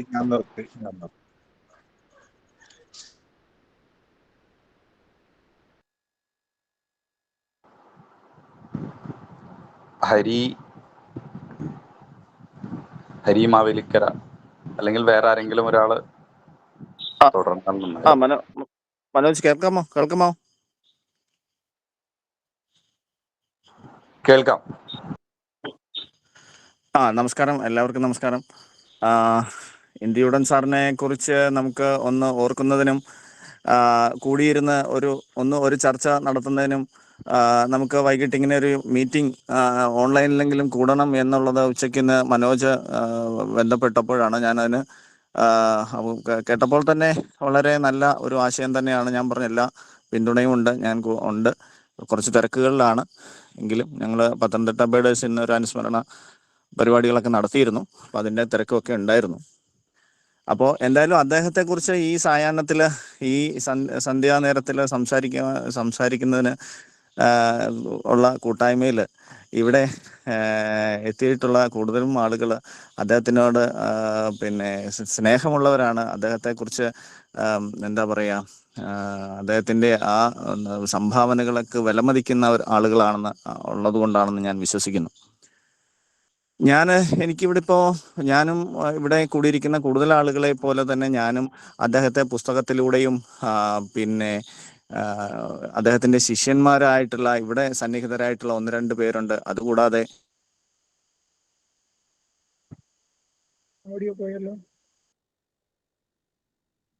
ജൂഡൻ സാറിനെ കുറിച്ച്, ഈ നീലകണ്ഠൻ സാറിനെ കുറിച്ചുള്ള കൂടുതൽ എന്താ പറയാ, ഒരു അടുപ്പം, അദ്ദേഹത്തോടുള്ള ഒരു ഭക്തി, ഒരു ബഹുമാനം. കാരണം ഞാൻ പക്ഷി പഠനങ്ങൾ ആരംഭിച്ച 1998 ജനുവരി 26 കൊല്ലത്തെ അഷ്ടമുടിക്കായലിന്റെ തീരത്തുള്ള കണ്ടച്ചിറയിൽ എന്ന് പറയുന്ന ഒരു സ്ഥലത്ത് വെച്ചിട്ട് ഈ നീലകണ്ഠൻ സാറിന്റെ ശിഷ്യന്മാരിൽ ഒരാളായിരുന്ന സി സുശാന്ത് സാറിനെ പരിചയപ്പെടാൻ കഴിഞ്ഞതും അദ്ദേഹത്തിൽ നിന്നും പക്ഷി പഠനങ്ങളുടെ ആരംഭം കുറിക്കാൻ കഴിഞ്ഞതും ആണ് എനിക്ക് തോന്നുന്നു. അദ്ദേഹം എന്നോട് പറഞ്ഞു, ഇന്ദുചൂഡൻ സാറിന്റെ കേരളത്തിലെ പക്ഷികൾ എടുത്ത് വായിക്കണം എന്നൊരു ഉപദേശം തന്നാണ് അവിടുന്ന് ഞാൻ തിരികെ പോന്നത്. വന്ന വഴിക്ക് തന്നെ ഞാൻ അന്ന് തന്നെ വന്നിട്ട് എൻ്റെ നാട്ടിലെ ലൈബ്രറിയിലെല്ലാം പരതി. ഞങ്ങളുടെ നാട്ടിൽ കലാകേരളി ഗ്രന്ഥശാല എന്ന് പറയുന്ന ഒരു ഗ്രന്ഥശാലയുണ്ട്. ആ ഗ്രന്ഥശാലയുമായി ബന്ധപ്പെട്ട് മുതൽ തന്നെ ഞാൻ പ്രവർത്തിക്കുന്നുണ്ടായിരുന്നു. അപ്പോൾ ആ ഗ്രന്ഥശാലയിലെല്ലാം പരതിയിട്ട് അവിടെ അങ്ങനെ ഒരു പുസ്തകം കാണാൻ കഴിഞ്ഞില്ല. മാവേലിക്കര മുനിസിപ്പൽ ലൈബ്രറിയിൽ പോയി, മാവേലിക്കര ടൗണിലുള്ള മുനിസിപ്പൽ ലൈബ്രറിയിൽ പോയി അടുത്ത ദിവസം പരതാൻ പോയിരുന്നു. അവിടെയും ആ ബുക്ക് അന്ന് ഉണ്ടായിരുന്നില്ല എന്നുള്ളതാണ് എൻ്റെ ഓർമ്മ. എന്തായാലും ആ മാസത്തിൽ തന്നെ ബുക്ക് വാങ്ങുന്നതിനുള്ള ഗ്രാൻഡ് അനുവദിച്ചു വരികയും ബുക്കുകളുടെ ലിസ്റ്റ് എടുക്കുന്ന കൂട്ടത്തിൽ ഞാനും ഞങ്ങളുടെ നാട്ടിലെ ഗ്രന്ഥശാല കമ്മിറ്റി അംഗങ്ങളോടൊപ്പം കൂടി ഇരിക്കാൻ സാധിച്ചപ്പോൾ ഞാൻ ആദ്യം പറഞ്ഞു കൊടുത്ത ബുക്കാണ് കേരളത്തിലെ പക്ഷികൾ. അങ്ങനെ ആ ബുക്കുകൾ വാങ്ങിയ കൂട്ടത്തിൽ അന്ന് ആ ബുക്കും വാങ്ങി. ആ ബുക്ക് വാങ്ങിയപ്പോൾ അത് വന്നപ്പോൾ തന്നെ ഞാൻ തന്നെയാണ് എല്ലാം എടുത്ത് കണ്ടതും അന്ന് തന്നെ അത് ബുക്ക് രജിസ്റ്ററിൽ പിടിച്ചിട്ട് അത് അന്ന് തന്നെ ഞാൻ വായിക്കാൻ വേണ്ടി കൊണ്ടുവരാൻ എനിക്ക് കഴിഞ്ഞു എന്നുള്ളതാണ്. ഞങ്ങളുടെ ലൈബ്രറിയൻ അതിന് സഹായിച്ചു. അപ്പോൾ ആ ബുക്കൂടെ കൂടി വായിച്ചു കഴിഞ്ഞപ്പോഴാണ് എനിക്ക് ഇന്ദുചൂടൻ സാറിനെ കുറിച്ചുള്ള ഭയങ്കരമായ ഒരു എന്താ പറയാ, പറയാൻ അനിർവചനീയമായ ഒരു അടുപ്പം. നമ്മൾ കണ്ടിട്ടില്ലാത്ത ഒരാളോട് ഇത്ര ഭയങ്കരമായ ഒരു സ്നേഹവും ആദരവും ഉണ്ടാവുക എന്ന് പറയുന്നത് ആ ബുക്കിലൂടെയാണ്.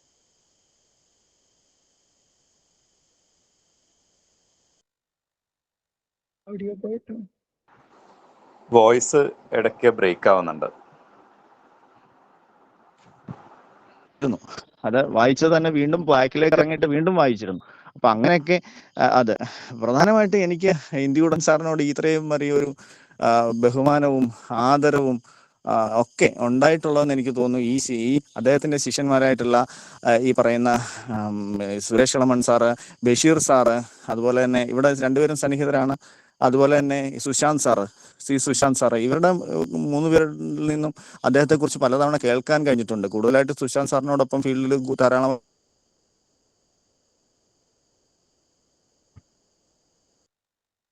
ആരംഭിച്ച തുടക്കകാലത്ത് ബഷീർ സാറിന്റെ 1-2 ക്ലാസ്സുകളിൽ ഇരിക്കാൻ കഴിഞ്ഞിട്ടുണ്ട്. അന്ന് അദ്ദേഹം ഈ ഇന്ദുചൂടൻ സാറിനുമായിട്ടുള്ള 1-2 അനുഭവങ്ങളൊക്കെ പങ്കുവെച്ചതും അദ്ദേഹത്തെ കുറിച്ച് പറയുന്നതും അതുണ്ടായിട്ടുണ്ട്. സുരേഷ് ഇളമൺ സാറിന്റെ 1-2 ക്ലാസ്സുകൾ കേൾക്കാനും അദ്ദേഹത്തോടൊപ്പം മൂന്നാറിലും മറ്റും 1-2 ഫീൽഡുകൾ പോകാനും കഴിഞ്ഞിട്ടുണ്ട്. അപ്പോഴൊക്കെ അദ്ദേഹവും ഷെയർ ചെയ്തിട്ടുള്ള ചില അനുഭവങ്ങൾ ഇപ്പോഴും സുരേഷ് ഇളമൺ സാറിന് ഇന്ദുചൂടൻ സാറിനെ കുറിച്ച് പറയുന്നത് കേൾക്കാൻ ഭയങ്കര കൗതുകത്തോടു കൂടി കേട്ടിരിക്കാൻ പറ്റും. കാരണം അതുപോലെ അദ്ദേഹം അത്രയധികം സ്നേഹത്തോടും ആദരവോടും ബഹുമാനത്തോടും കൂടിയാണ് നീലകണ്ഠൻ സാറിനെ കുറിച്ച് പറയുന്നത്.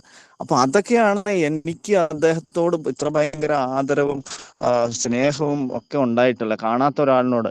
എനിക്ക് തോന്നുന്നു അത് ഏറ്റവും കൂടുതൽ എന്നെ സ്വാധീനിച്ചത് ഒരു ഫോട്ടോഗ്രാഫാണെന്ന് തോന്നുന്നു. സുശാന്ത് സാറ് പണ്ട് എന്നെ കാണിച്ചിട്ടുള്ള ഒരു ഫോട്ടോഗ്രാഫാണ്.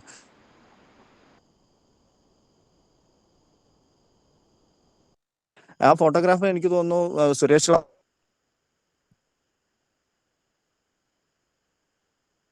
ഓഡിയോ പ്രശ്നമാണോ?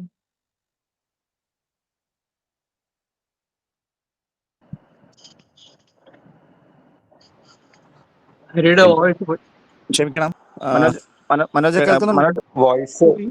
വോയിസ് ബ്രേക്ക് ആവുന്നുണ്ട്. ഇടയ്ക്ക് ബ്രേക്ക് ആവും. ഏത് ഫോട്ടോ ആയിരുന്നു സാറേ? കേൾക്കാൻ പറ്റുന്നുണ്ടോ സാറേ? ഇല്ല, ബ്രേക്ക് ആവുന്നു. ഇപ്പൊ കേൾക്കാമോ സാർ? ഇപ്പൊ കേൾക്കാം.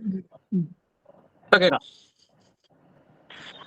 ആ ഫോട്ടോഗ്രാഫാണ് എന്ന് തോന്നുന്നു എന്നെ വളരെയധികം അദ്ദേഹത്തിനെ എൻ്റെ മനസ്സിൽ പ്രതിഷ്ഠിച്ചെന്ന് തോന്നുന്നു. പുസ്തകം വായിച്ചതിലും ഉപരിയായിട്ട് ആ ഒരു ഫോട്ടോഗ്രാഫ്, അതാണ് ഞാൻ ഇപ്പോഴും എനിക്ക് എൻ്റെ മനസ്സിൽ. അതായത് എന്താണെന്ന് വെച്ച് കഴിഞ്ഞാൽ അദ്ദേഹം നീലകണ്ഠൻ സാറ് ആ ആദ്യത്തെ തേക്കടിയിലെ സർവേയിൽ വന്നിട്ടുള്ള എല്ലാവരോടും അതിൽ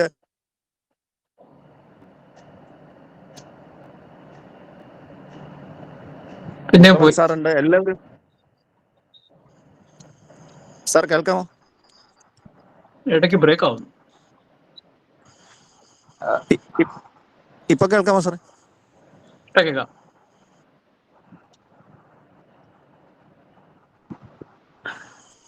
ആ ഫോട്ടോഗ്രാഫാണ് എനിക്ക് വളരെയധികം പിന്നെ എന്നെ അദ്ദേഹത്തിന്റെ മനസ്സിൽ പ്രതിഷ്ഠിച്ചതെന്ന് തോന്നുന്നു. കാരണം ആ ഫോട്ടോഗ്രാഫില് അദ്ദേഹം എല്ലാവരോടുമായി എന്തോ സംസാരിച്ചുകൊണ്ടിരിക്കുക,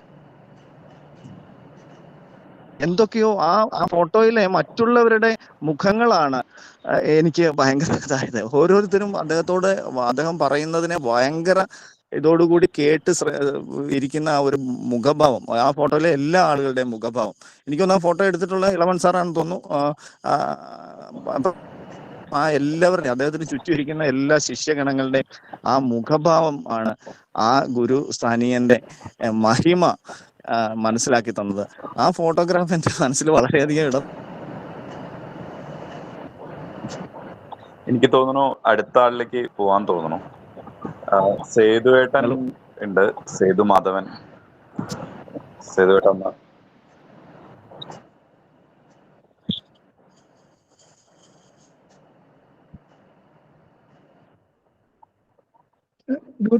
മ്യൂട്ടാണ്. ഇപ്പൊ കേൾക്കുന്നില്ലേ? എന്റെ പേര് സേതുമാധവൻ, പുന്നൂർകുളത്താണ്, ഗുരുവായൂരടുത്ത്. ഞാൻ 86-ത്തെ പുസ്തകം മേടിച്ച് വായിച്ചിട്ടാണ് പക്ഷി നിരീക്ഷകനായത്. അതിനു മുന്നേ ഞാൻ കോളേജ് പഠനത്തിലൊക്കെ കുറച്ച് രാഷ്ട്രീയമൊക്കെ ആയിട്ട് കളിച്ച് നടന്നിരുന്ന ആളാണ്. അങ്ങനെ ഈ പുസ്തകം എന്നെ വളരെ എന്റെ സ്വഭാവത്തിന് തന്നെ മാറ്റി എന്നുള്ളതാണ്. അപ്പൊ ആ പുസ്തകം വായിച്ചപ്പോ കൂടുതൽ പക്ഷികളെ അടുത്തറിയാനും പരിചയപ്പെടാനൊക്കെ ആഗ്രഹം ഉണ്ടായി. അപ്പോഴാണ് തിരിച്ചറിയുന്നത് കോൾ വെറ്റ്ലാൻഡ് എന്നുള്ള ഒരു വലിയൊരു സമുദ്രം നമ്മുടെ മുറ്റത്ത് തന്നെ ഉണ്ട് എന്നുള്ളത്. എന്റെ വീട്ടിൽ നിന്ന് ഒരു 2-3 കിലോമീറ്റർ കഴിഞ്ഞാൽ കോൾ പാടങ്ങളാണ്. അതുപോലെ തന്നെ ഈ കനോലി കനാലിന് സമാന്തരമായിട്ടുള്ള കുട്ടാടൻ പാടങ്ങളുണ്ട്, പിന്നെ സമുദ്രം അടുത്താണ്. അപ്പൊ അങ്ങനെ എന്റെ പക്ഷി നിരീക്ഷണ പഠനങ്ങൾ അവിടെ നിന്നാണ് തുടങ്ങുന്നത്. അപ്പൊ ആ അവസരത്തിൽ തന്നെ സാറിനെ പോയി പല പ്രാവശ്യവും കാണുകയും അദ്ദേഹത്തിന്റെ ഉപദേശങ്ങളും ശാസനകളും ഒക്കെ എനിക്ക് കിട്ടുണ്ടായി. ആ സമയത്താണ് ശ്രീരാമേട്ടൻ പറഞ്ഞ അദ്ദേഹം വരച്ചു കൊടുത്ത ഒരു മഞ്ഞക്കിളിയുടെ ചിത്രം എനിക്ക് കാണിച്ചു തരുന്നു. നിങ്ങളുടെ നാട്ടുകാരനാണല്ലോ ഇങ്ങനെ ശ്രീരാമൻ സിനിമ നടൻ എന്ന് പറഞ്ഞിട്ട് അദ്ദേഹം വളരെ സന്തോഷത്തോടും പറഞ്ഞത് എനിക്ക് നല്ല ഓർമ്മയുണ്ട്. അതുപോലെ തന്നെ എനിക്ക് ഗായത്രി പുഴയിൽ സാറിനായിട്ട് പോയിട്ട് പക്ഷി നിരീക്ഷണം നടത്താനുള്ള ഒരു ഭാഗ്യം ഉണ്ടായി. അപ്പോ അതുവഴി നമ്മുടെ നാട്ടില് പക്ഷിവേട്ട ഉണ്ടായിരുന്ന കാലത്ത്, അപ്പൊ പക്ഷിവേട്ട ഉണ്ടായപ്പോ എനിക്ക് വളരെ ടെൻഷനായി. ആയിരക്കണക്കിന് പക്ഷികളെ പിടിച്ചു കൊണ്ടുപോകുന്ന ഒരു നാടാണ് നമ്മുടെ അവിടെ. അപ്പൊ ഞാൻ സാറിനായിട്ട് ബന്ധപ്പെട്ട് പറഞ്ഞു, സുരേഷ് അളമൻ സാറിനെ നിങ്ങൾ വിളിക്കൂ, അദ്ദേഹത്തിന് വിളിക്കൂന്നല്ല എഴുതൂ എന്ന് പറഞ്ഞു. അങ്ങനെ ഞാൻ സുരേഷ് അളമൻ സാറിന് കത്തെഴുതുകയും സാർ എനിക്ക് ധൈര്യം തരികയും അതുവഴി വീണ്ടും പ്രവർത്തനവും അതിനെതിരെ പ്രവർത്തിക്കാനൊക്കെ കഴിഞ്ഞു. ആ സമയത്ത് തന്നെയാണ് കോൾ സർവേകളൊക്കെ തുടങ്ങിയത്, എല്ലാ വർഷവും നടക്കുന്നത്. അപ്പൊ ആ സമയത്ത് നമീറായിട്ട് ബന്ധപ്പെടുകയും അതുവഴി ഒരുപാട് പക്ഷി നിരീക്ഷകന്മാരായിട്ട് ബന്ധപ്പെടാനും പിന്നെ ഇന്ത്യയുടെ സാറ് വഴി തന്നെ ശശികുമാർ സാറും അതുപോലെ ഒരുപാട് ആളുകളെയൊക്കെ എനിക്ക് പരിചയപ്പെടാൻ പറ്റി. അപ്പൊ അങ്ങനെ ഇവിടെ നേച്ചർ ക്ലബ്ബ്, ഭൂമി നേച്ചർ ക്ലബ്ബ് എന്ന് പറഞ്ഞിട്ട് ഒരു നേച്ചർ ക്ലബ്ബ് ഉണ്ടാക്കി. അത് കഴിഞ്ഞ് കുറച്ചു കാലം കഴിഞ്ഞപ്പോൾ ഞാൻ കച്ചവടക്കാരനാണ്. മലപ്പുറം ജില്ലയിൽ ഇവിടെ അടുത്ത് തന്നെയാണ്, ഗുരുവായൂരിന്റെ അടുത്തുള്ള മലപ്പുറം ജില്ല, എരമംഗലം എന്ന് പറയും. അവിടെ ഒരു വെറ്റ്ലാൻഡ് നേച്ചർ ക്ലബ്ബ് ഉണ്ടാക്കി. പിന്നെ അക്കാലത്ത് തന്നെ ഒരുപാട് പക്ഷി നിരീക്ഷണ പരിസ്ഥിതി പഠന ക്യാമ്പുകളൊക്കെ നടത്താൻ പറ്റി. ഒരുപാട് ആളുകളെ നമ്മുടെ ഒപ്പം ചേർത്ത് നിർത്താൻ പറ്റി. അതൊക്കെ ഉണ്ടായത് സാറിന്റെ ഈ പുസ്തകം ആണെന്നുള്ളത് തന്നെയാണ്. എനിക്ക് എപ്പോഴും അഭിമാനത്തോടും സന്തോഷത്തോടും കൂടി ഞാൻ എല്ലാവരോടും പറയുന്ന ഒരു കാര്യമാണ്. അപ്പൊ ഇപ്പോഴും അത് സജീവമുണ്ട്. എന്നും 2-3 സ്ഥലത്ത് ഞാൻ പക്ഷി നിരീക്ഷണം നടത്തി. ഇപ്പോഴും 1 മണിക്കൂർ മുന്നേ കോൾപ്പാടത്തിന്റെ അടുത്തുള്ള എന്റെ ഭാര്യ വീട്ടാണ് ഞാൻ ഇപ്പൊ നിൽക്കുന്നത്. അപ്പൊ അവിടെ പക്ഷി നിരീക്ഷണം നടത്തിയിട്ട് വരികയാണ്. അപ്പൊ നമ്മുടെ ജീവശാസ്ത്രത്തിലും എപ്പോഴും പക്ഷി നിരീക്ഷണം ഉണ്ട്. അതെല്ലാവരും പഠിപ്പിക്കുന്നു, പറഞ്ഞു കൊടുക്കുന്നു, പരിസ്ഥിതി ബോധത്തിലേക്ക് എല്ലാവരും കൊണ്ടുവരുന്നു. പിന്നെ ഒരു ഭാഗ്യം കിട്ടിയത് എന്താ വെച്ചെങ്കിൽ ഇതുകൊണ്ട് തന്നെ എന്റെ ഭാര്യയും ഇപ്പോൾ വളരെ സജീവമായിട്ട് പക്ഷി നിരീക്ഷകയാണ്. സുധ എന്ന് പറയും, ടീച്ചറായിരുന്നു, റിട്ടയർഡായി. പിന്നെ മകനും പക്ഷി നിരീക്ഷണത്തിൽ സജീവമായി. അദ്ദേഹം ഐസർന്ന് പഠിക്കുന്ന കാലത്ത് വിജയൻ സാറിന്റെ മകൻ റോബിനായിട്ടുള്ള അടുപ്പം കൊണ്ടും കൂടി പക്ഷി നിരീക്ഷണം സജീവമാവുകയും ഇപ്പൊ അമേരിക്കയില് ഫ്ലോറിഡ യൂണിവേഴ്സിറ്റിയിൽ പക്ഷി നിരീക്ഷണത്തിൽ തന്നെ PhD എടുക്കുകയാണ്. അതിന്റെ ഗവേഷണങ്ങൾ നടന്നുകൊണ്ടിരിക്കുകയാണ്. ഇപ്പൊ പോയിട്ട് 8 മാസമായി. ഞാൻ 4 കൊല്ലം കൂടി ഉണ്ട്. അപ്പൊ ഞങ്ങളെ കുടുംബം തന്നെ മാറ്റിയെടുത്ത ഒരു പുസ്തകമാണ് ഇന്ത്യയുടെ സാറും അദ്ദേഹത്തിന്റെ പുസ്തകം എന്ന് വളരെ അഭിമാനത്തോടുകൂടി എനിക്ക് പറയാൻ പറ്റും. അപ്പോ ഇത്രയും എനിക്ക് പറയാനുള്ളൂ.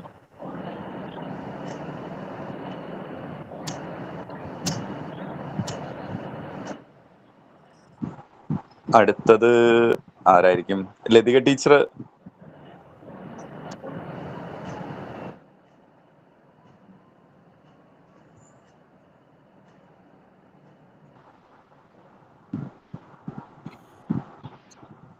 ഓക്കെ, എല്ലാവർക്കും നമസ്കാരം. ഇന്ദുചൂടൻ സാറിനെ പറ്റി ഓർക്കുമ്പോൾ ഞാൻ ആദ്യം എന്നെ പ്രകൃതിയിലേക്ക് എന്നെ കൊണ്ടുവന്നത് ജോൺസി സാറാണെന്ന് പറയാം.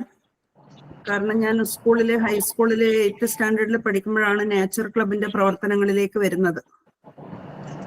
അപ്പൊ അന്ന് മുതൽ ജോൺസി സാറിന്റെ നിർദ്ദേശങ്ങൾ കേട്ടാണ് വളർന്നത്.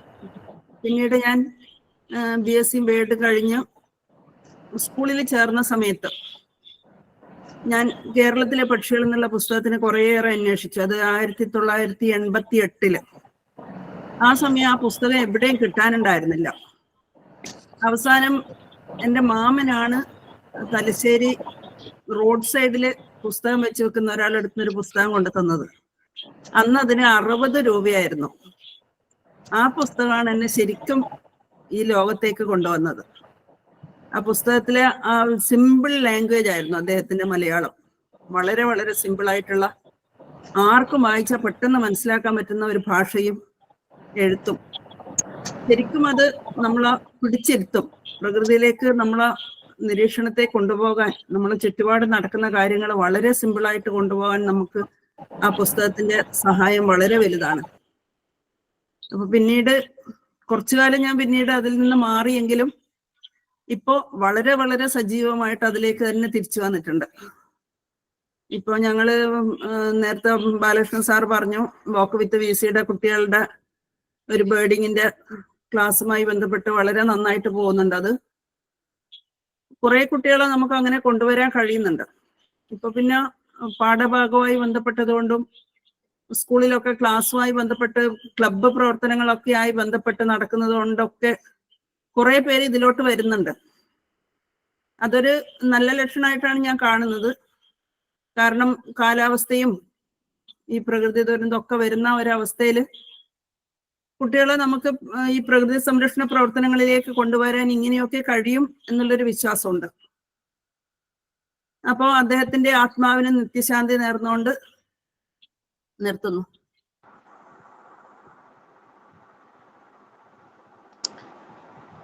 അടുത്തത് ആരെങ്കിലും ഹാൻഡ് റൈസ് ചെയ്യുന്നുണ്ടെങ്കിൽ ചെയ്യാം. മനോജ്, എനിക്ക് 1-2 കാര്യങ്ങൾ പറയാനുണ്ട് അവസാനമായിട്ട്. എല്ലാരും കഴിഞ്ഞിട്ട് മതി. ഓക്കെ, 1 മിനിറ്റ് കേട്ടോ. ശരി ശരി, ഓക്കെ. അല്ല, ആരോട് സംസാരിക്കുന്നു? താജുദ്ദീൻ. പ്രവീൺ വി.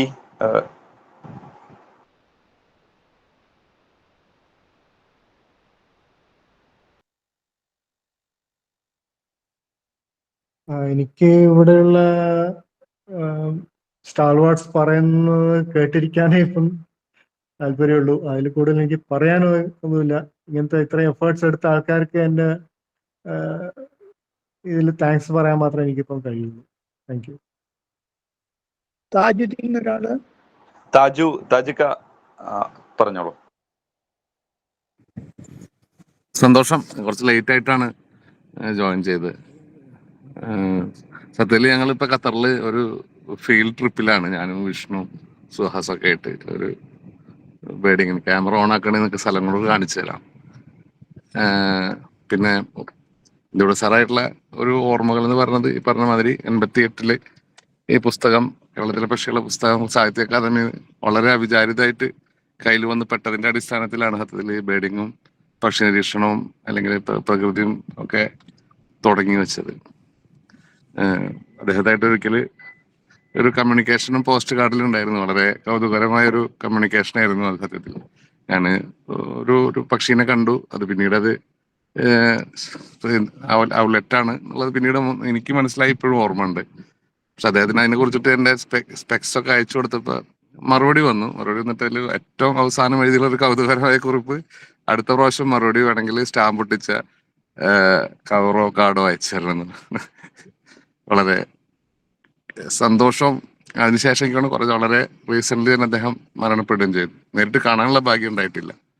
അങ്ങനൊരു ആ ലെറ്റർ കുറേ കാലം നിധി പോലെ കൊണ്ടുനടന്നിരുന്നു.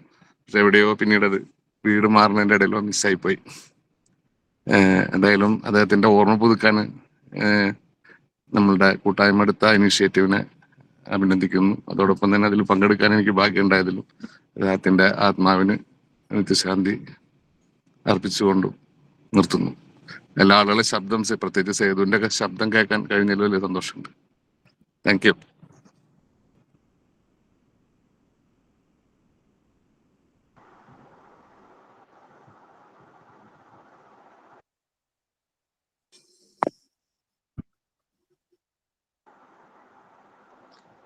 അടുത്തത് അലൻ.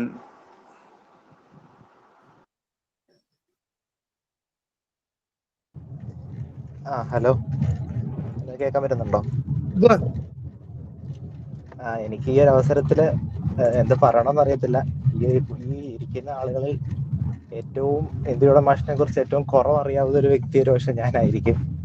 പക്ഷേ ഞാൻ മാഷിന്റെ പുസ്തകം പുറത്തോട് പുറം വായിച്ചിട്ടില്ലെങ്കിലും നമുക്ക് ഏതൊരു പക്ഷിയെ കുറിച്ചാണെങ്കിലും അതിന്റെ ഒരു ഡിസ്ക്രിപ്ഷൻ മാത്രമല്ല, അതിന്റെ ഒരു ബിഹേവിയറൽ ആയിട്ടുള്ള ഒരു അറിവ് നമുക്ക് കിട്ടണമെന്നുണ്ടെങ്കിൽ ഇപ്പം നമ്മൾ മെർലിൻ ആപ്പ് എടുക്കും, അല്ലെ birds of the world website എടുക്കും, പക്ഷെ അതിൽ നിന്ന് ലഭിക്കാത്ത കുറെ കാര്യങ്ങൾ മാഷിന്റെ പുസ്തകത്തിലേ ഞാൻ കണ്ടിട്ടുള്ളൂ.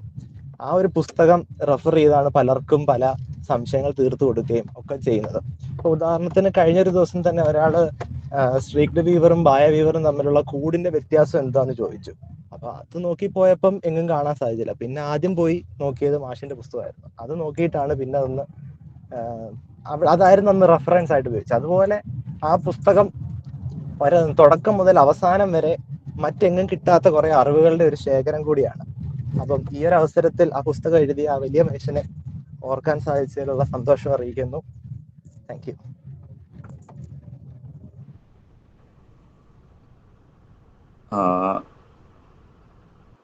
ഫെബി ടീച്ചർ ഹാൻഡ് റൈസ് ചെയ്ത് കഴിഞ്ഞാൽ ഹോസ്റ്റ് ആക്കിയിട്ടില്ലെങ്കിൽ ഹോസ്റ്റ് ആക്കാൻ ശ്രമിക്കാം, അല്ലെങ്കിൽ ഒരു മെസ്സേജ് ഇട്ടാൽ മതി. എല്ലാവർക്കും നമസ്കാരം. എൻ്റെ പേര് അനി ഫെബി. ഞാൻ ആലുവയിലെ ഒരു കോളേജ് അധ്യാപികയാണ്. ഞാൻ പക്ഷി നിരീക്ഷണത്തിലേക്ക് വന്നിട്ട് അധികം നാളുകളായിട്ടില്ല. ഞാൻ 2022 ഇന്ദുചൂടൻ മാഷിന്റെ പുസ്തകം, അതായത് വേറൊരു പക്ഷി നിരീക്ഷണ പുസ്തകത്തിന് അതിലെ റെഫറൻസ് ആയിട്ട് കണ്ടിട്ട് ഈ പുസ്തകം അന്വേഷിക്കുകയാണ് ഉണ്ടായത്. എൻ്റെ ഭാഗ്യത്തിന് അന്ന് ആമസോണിൽ 2 കോപ്പി ഉണ്ടായിരുന്നു. അന്ന് തന്നെ പിറ്റേ ദിവസം തന്നെ ഞാനത് ബുക്ക് ചെയ്തു. ഒരാഴ്ചക്കുള്ളിൽ എനിക്ക് ആ ബുക്ക് കിട്ടി. ആ ബുക്ക് കൈ തൊട്ടപ്പോൾ തന്നെ എന്തോ ഒരു ഊർജ്ജപ്രവാഹം വരുന്നത് പോലെ ഒരു അനുഭവം. അല്പം അതിശോക്തി കടന്ന പോലെ നിങ്ങൾക്ക് തോന്നാം, പക്ഷെ എന്നിരുന്നാൽ പോലും അത് വായിച്ചു തുടങ്ങിയപ്പോൾ അത് വളരെ സത്യമെന്ന് മനസ്സിലായി. കാരണം അതിലെ ഭാഷ, അതിലോരോ വിവരണങ്ങൾ, മാത്രമല്ല നമുക്കത് വായിച്ചു കഴിഞ്ഞാൽ പിന്നെ പക്ഷികളെ നോക്കാതിരിക്കാൻ പറ്റില്ല. അത്രയും നന്നായിട്ടാണ് അത് എഴുതിയിരിക്കുന്നത്. നമുക്ക് പക്ഷികളോടും ഇന്ദുചൂടൻ മാഷിനോടും വളരെയധികം സ്നേഹം തോന്നും. അപ്പോൾ അങ്ങനെ ഒരു പുസ്തകം കിട്ടിയതാണ് പക്ഷി നിരീക്ഷണ യാത്രയില് ഒരു വഴിത്തിരിവായത്. അത് ജീവിതത്തിൽ ഒരു വഴിത്തിരിവായിട്ട് തന്നെ മാറുകയും ചെയ്തു. എന്നെ പോലെ തന്നെ മറ്റുള്ളവർക്കും ഇങ്ങനെ തന്നെയാണ് അനുഭവം എന്ന് നിങ്ങളുടെ സംസാരത്തിൽ നിന്ന് മനസ്സിലായി. ഈ ഒരു അവസരത്തിൽ ഇന്ദുചൂടൻ മാഷിന്റെ ആത്മാവിന് നിത്യശാന്തി നേർന്നുകൊണ്ട് പ്രാർത്ഥിക്കുന്നു. നന്ദി. സുധാ കെ. എല്ലാവർക്കും നമസ്കാരം. ഇന്നത്തെ ഈ ഗൂഗിൾ മീറ്റ് തന്നെ അദ്ദേഹത്തിന്റെ ഓർമ്മയ്ക്ക് ഒരു വലിയ ട്രിബ്യൂട്ടാണെന്ന് ഞാൻ കരുതുന്നു. അപ്പൊ പലപ്പോഴും ഇൻട്രൊഡക്ടറി സ്പീച്ചിൽ തന്നെ ജിജി മാഷ് പറയുണ്ടായി, പുതിയ തലമുറയ്ക്ക് ഇങ്ങനെയുള്ള മഹാന്മാരായുള്ള വ്യക്തികളൊക്കെ അന്യം നിന്നുകൊണ്ടിരിക്കുകയാണെന്ന്. അത് സത്യമാണ്. അപ്പൊ നമുക്കൊക്കെ കുറെ അറിയാം. പക്ഷെ പല സ്കൂളുകളിലും ബേർഡിംഗ് ക്ലബ്ബൊക്കെ ഉണ്ട്. എങ്കിലും കൂടി ധാരാളം സ്കൂളുകൾ ഇത്തരം ബേർഡിംഗ് ക്ലബ്ബ് ഒന്നും പ്രവർത്തിക്കാത്ത ധാരാളം സ്കൂളുകളുണ്ട്. ദേശീയ ഹരിതസേനയും അതുപോലെ തന്നെ പരിസ്ഥിതി ക്ലബ്ബുകളൊക്കെ ഉണ്ടെങ്കിലും ഇങ്ങനെ ഇന്ദുചൂടൻ സാറിനെ കുറിച്ചോ ഡോക്ടർ സലീം അലിയെ കുറിച്ചൊന്നും കാര്യമായി ഒന്നും അവിടെ പറയാറോ അല്ലെങ്കിൽ എന്തെങ്കിലും പരിപാടികൾ സംഘടിപ്പിക്കാറോ ഇല്ല. അപ്പൊ അങ്ങനെയുള്ള ഒരു അവസരത്തില് നമുക്ക് അറ്റ്ലീസ്റ്റ് ഇന്ദുചൂടൻ സാറിനെ കുറിച്ചുള്ള ഒരു പാഠഭാഗമെങ്കിലും സ്കൂൾ സിലബസിൽ ഉൾപ്പെടുത്താനായി എന്തെങ്കിലും സ്വാധീനം ചെലുത്താൻ പറ്റുമെന്നാണ് ഞാനിവിടെ ഈ മീറ്റിങ്ങില് പറയുന്നത്. ഇത്രേ പറയാനുള്ളൂ. പിന്നെ ഞാൻ റിട്ടയർഡ് അധ്യാപികയാണ്. എൻ്റെ സ്കൂളില് ഗവൺമെന്റ് സ്കൂളിൽ വർക്ക് ചെയ്തിരുന്നു. എൻ്റെ സ്കൂളിൽ ഞാൻ 2011-12 കുട്ടികളെ ബേർഡിങ്ങിന് ഇവിടെ കോൾപ്പാടത്തേക്കൊക്കെ കൊണ്ടുപോയിരുന്നു. എന്നിട്ട് വീഡിയോ ഒക്കെ എടുത്ത് ഞങ്ങൾ DDക്ക് അത് സമർപ്പിക്കുകയൊക്കെ ഉണ്ടായി. വളരെ നല്ല അനുഭവമായിരുന്നു കുട്ടികളുടെ ഭാഗത്തുനിന്ന് ഉണ്ടായത്. പക്ഷെ 2-3 കൊല്ലമാണ് അത് ചെയ്തുള്ളൂ. പിന്നീട് നമ്മളും തിരക്കിൽ പെട്ട് അങ്ങനെ അകന്നു പോവുകയാണ് ചെയ്യുന്നത്. അപ്പൊ ഇതില് ഒരു പാഠഭാഗം ഉണ്ടെങ്കിൽ തീർച്ചയായും അത് കുട്ടികളിൽ ഇത്തരം മഹാന്മാരായുള്ള വ്യക്തികളെ കുറിച്ച് നല്ലൊരു അവബോധം ഉണ്ടാക്കാനായി സാധിക്കും. അതിനെന്തെങ്കിലും ഇനീഷ്യേറ്റീവ് നമുക്ക് എടുക്കാൻ പറ്റുമെന്ന് ഒന്ന് ആലോചിച്ചാൽ നന്നായിരിക്കും. Thank you.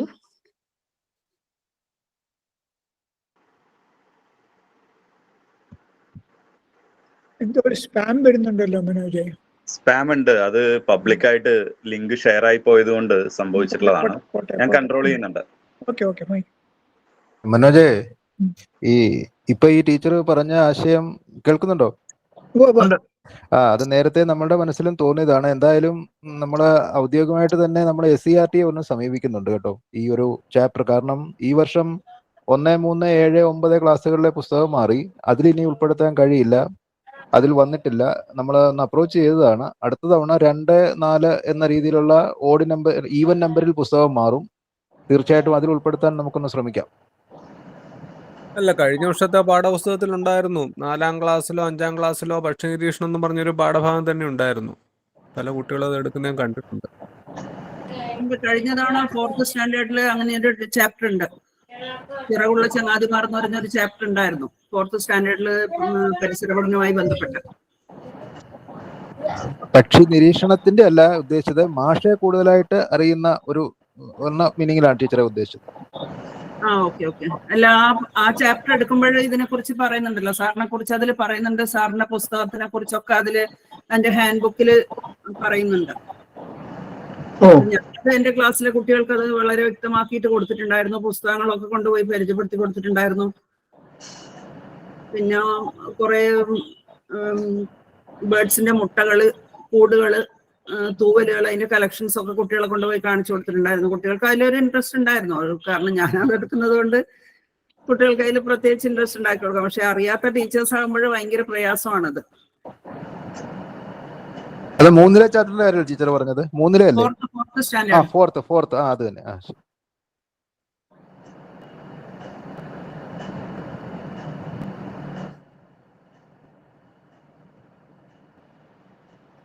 അടുത്തത് ആരായിരിക്കും സംസാരിക്കുന്നത്?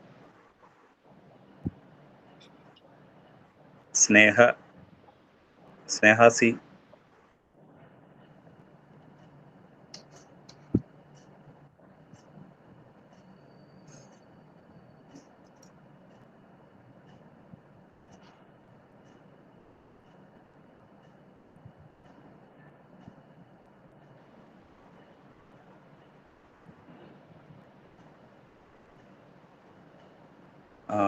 ഡിജുമോൻ ചേട്ടാ.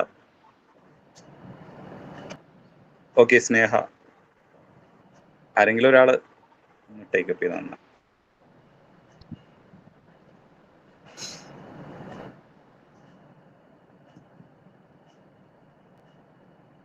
ഞാൻ പറഞ്ഞോട്ടെ? Hello, okay. നമസ്കാരം, എൻ്റെ പേര് രചന. കേൾക്കാമല്ലോ അല്ലേ? ഓക്കെ. ഞാൻ ഇവിടെ ലൈബ്രറിയിൽ വർക്ക് ചെയ്യാണ്, ഇരിങ്ങാലക്കുട തന്നെ. അപ്പോൾ ആദ്യമായിട്ടാണ് പക്ഷി നിരീക്ഷണം വളരെ ഇഷ്ടമായിരുന്നു. അത് കോൾ ബേർഡേഴ്സിൽ വന്നതിന് ശേഷമാണ് കൂടുതൽ പക്ഷികളെ കുറിച്ച് കൂടുതലായിട്ട് അറിയാനും എല്ലാം സാധിച്ചത്. അപ്പോൾ ഇന്ദുചൂടൻ മാഷിൻ്റെ ഓർമ്മ എന്ന് പറയുന്നത്, അദ്ദേഹത്തിൻ്റെ പുസ്തകം അധികം വായിച്ചിരുന്നില്ല.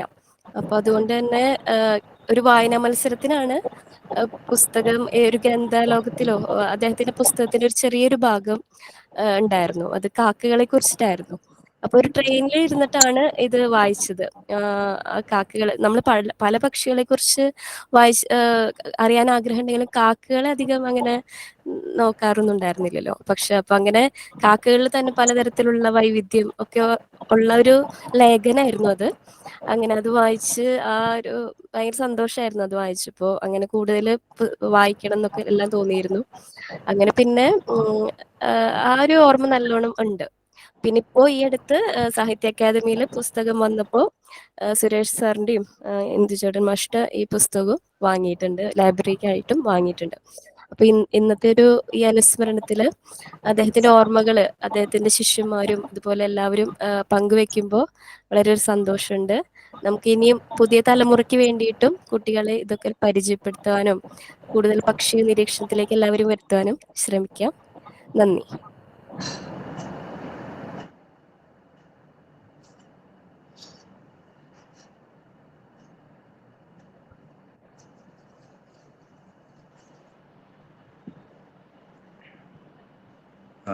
സംസാരിക്കാൻ തയ്യാറുള്ള ആരെങ്കിലും ഒന്ന് ഹാൻഡ് റൈസ് ചെയ്യുകയാണെങ്കിൽ.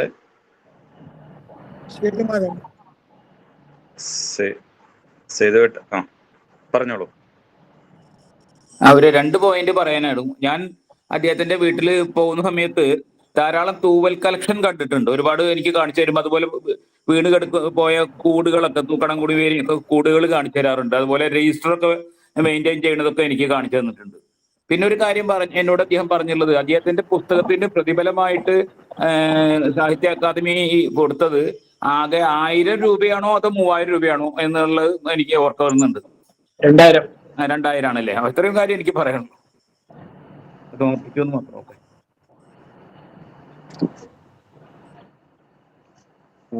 സംസാരിച്ചോട്ടെ. ഞാൻ ഡിജു ആണ്. സംസാരിക്കും. ഞാൻ എന്റെ ചെറുപ്പകാലം ഒരു ചെറിയ ക്ലാസ് 2ാം ക്ലാസ് മുതൽ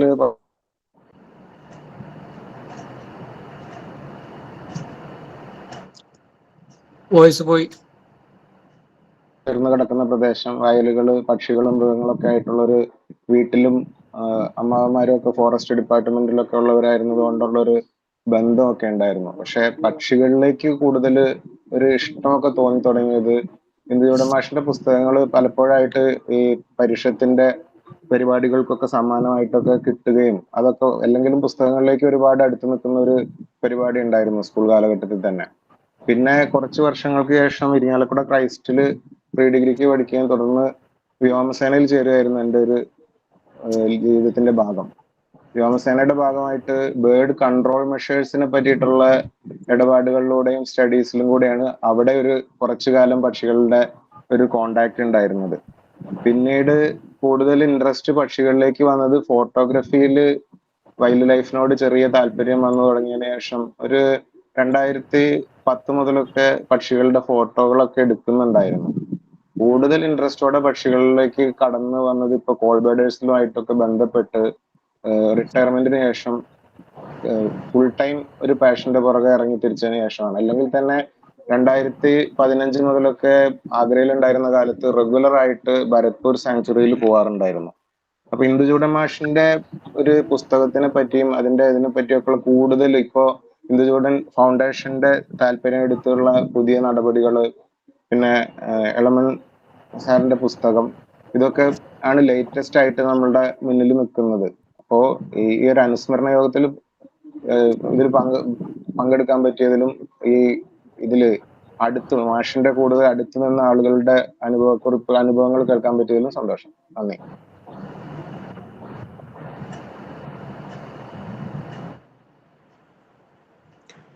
വിഷ്ണു തവര.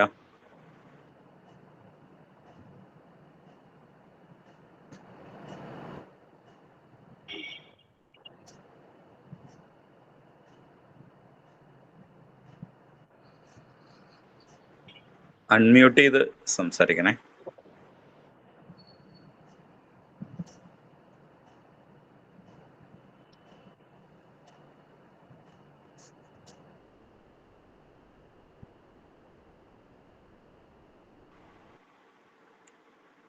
കേൾക്കുന്നില്ല. വിഷ്ണു അൺമ്യൂട്ട് ചെയ്ത് വെച്ച് കമന്റ് കേൾക്കുന്നില്ല.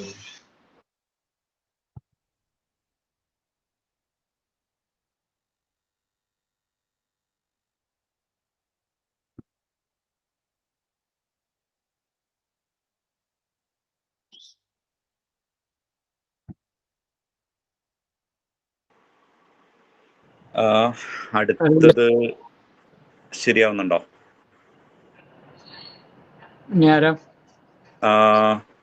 സ്നേഹാസി.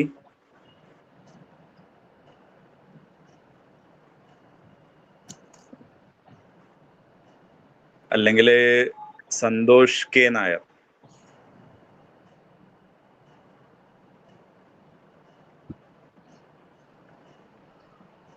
ഓക്കെ, ഷൈജു ബാബു ഞാൻ ഹോസ്റ്റ് ആക്കാം. അപ്പൊ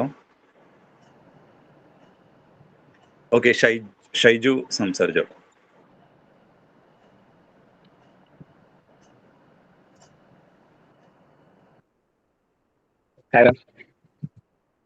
എല്ലാവർക്കും നമസ്കാരം. കേൾക്കുന്നുണ്ടോ? ഞാന് ചെന്തുരുണിയില് വൈൽഡ് ലൈഫ് അസിസ്റ്റന്റ് ആണ്. ഫോറസ്റ്റില് ജോലി കിട്ടി വന്നതിന് ശേഷമാണ് സത്യത്തില് പക്ഷികളെ നോക്കി തുടങ്ങിയതും ഇതുപോലെ കുട്ടികളുടെ നേച്ചർ ക്യാമ്പില് ക്ലാസ്സുകൾ എടുക്കുന്നത് തന്നെ ഇവിടെ വന്നിട്ട് തുടങ്ങുകയായിരുന്നു. ഒരു പക്ഷി സർവേക്കാണ് നമ്മുടെ പത്തനംതിട്ട ബേഡേഴ്സ്, അതുപോലെ കൊല്ലം ബേഡിംഗ് ബറ്റാലിയൻ, ഇവരെല്ലാരും കൂടെ ഒരുമിച്ച് നടത്തിയ ഒരു പക്ഷി സർവേക്ക് അവരോടൊപ്പം കയറിയതാണ് എൻ്റെ ആദ്യത്തെ ഒരു പക്ഷി നിരീക്ഷണ അനുഭവം. അതിനു മുമ്പ് കുറച്ച് ക്ലാസ്സുകളൊക്കെ കിട്ടിയിട്ടുണ്ടായിരുന്നു ഞങ്ങളുടെ ട്രെയിനിങ്ങിനിടയ്ക്ക്. അന്നേരം അത് ഇന്ദുചൂടൻ മാഷുമായിട്ട് ബന്ധപ്പെടുത്തി പറയുമ്പോൾ പഴയ ഇവിടുത്തെ കുറെ പുസ്തകങ്ങളൊക്കെ അടുക്കുന്നതിന്റെ ഇടയ്ക്ക് കൊടിയേറിയ ഒരു പുസ്തകം കിട്ടിയത്. പിന്നുള്ള ക്യാമ്പുകളിലെല്ലാം പക്ഷി നിരീക്ഷണം ഒരു സെക്ഷനാക്കി മാറ്റുകയും ഈ പുസ്തകം പരിചയപ്പെടുത്തുകയും ചെയ്യുക എന്നുള്ള ഒരു പ്രധാന ഒരു പരിപാടിയായിട്ട് മാറി. പിന്നെ മിക്കവാറും പക്ഷികളുടെയൊക്കെ ഒരു സർവേയിൽ പങ്കെടുക്കാനും എനിക്ക് ഭാഗ്യമുണ്ടായി. ഇതിനൊക്കെ വഴികാട്ടിയായിട്ട് നിന്നത് മിക്കവാറും മാവേലിക്കര ഹരി സാറ്, അതുപോലെ നമശിവായൻ സാറിന്റെ ഒരു ക്ലാസ് കിട്ടിയിട്ടുണ്ടായിരുന്നു, അമീർ സാറിന്റെ ഒരു ക്ലാസ് കിട്ടിയിട്ടുണ്ടായിരുന്നു. അങ്ങനെ കുറേയേറെ അനുഭവം ഉണ്ടായിരുന്നു. ഈ ഒരു അവസരത്തിൽ അധികം സംസാരിക്കുന്നില്ല. അദ്ദേഹത്തിന് ഈ ഒരു ഓർമ്മ ദിവസം അദ്ദേഹത്തിന്റെ നിത്യശാന്തിയായിട്ട് പ്രാർത്ഥിക്കുന്നു ആത്മാവിന്റെ. ഇനിയും ഉള്ള ഔദ്യോഗിക ജീവിതത്തിൽ ഇതുപോലെ തന്നെ പക്ഷി നിരീക്ഷണം മറ്റു കുട്ടികൾക്ക് ഇത് പകർന്നു കൊടുക്കാനും ഞാൻ ശ്രമിക്കുന്നതായിരിക്കും. Thank you. ഹലോ മനോജേട്ടാ, കേൾക്കാവോ? കേൾക്കുന്നുണ്ടോ? ഓക്കെ. ഞാൻ കുറച്ച് റിമോട്ട് ആയിട്ടുള്ള ഏരിയയിലാണുള്ള, നെറ്റ്വർക്ക് ഇല്ല. അതിൻ്റെ ഇടയിൽ നെറ്റ്വർക്ക് കട്ടാവുന്നുണ്ട്. എന്നാലും ചെറിയൊരു കാര്യം പറയാൻ വേണ്ടിയിട്ടാണ്. എനിക്ക് ഇന്ദുചൂടൻ സാറെ അറിയാവുന്നതെന്ന് പറഞ്ഞാൽ പുസ്തകത്തിലൂടെ മാത്രമാണ്. അതൊരു നിഘണ്ടു പോലെ ഇപ്പം കൊണ്ടു നടക്കുന്നുണ്ട് എല്ലാ സ്ഥലത്തും പോകും.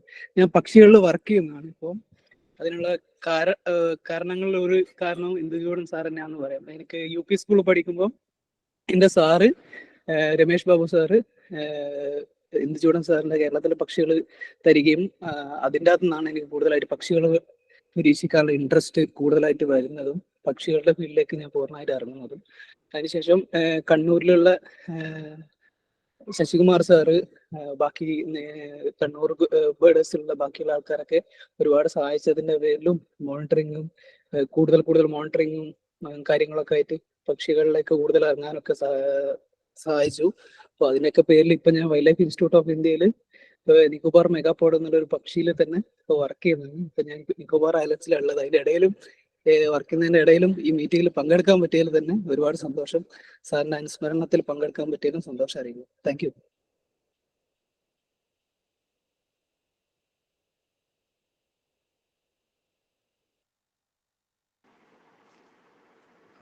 അടുത്തത് മനോജ് 9 മണി ആകുന്നു കേട്ടോ. നമ്മൾ 7:30 തുടങ്ങിയതാണേ. അതെ. നമുക്ക് പെട്ടെന്ന് ഒരു 10 മിനിറ്റിൽ അവസാനിപ്പിക്കാൻ തോന്നുന്നു. ബോസ്മാൻ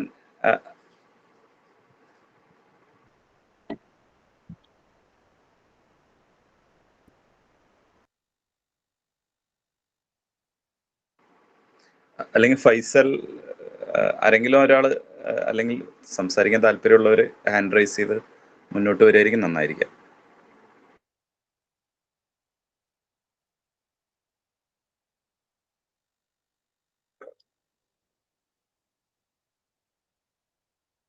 അവരൊന്ന് അൺമ്യൂട്ട് ചെയ്യപ്പാ.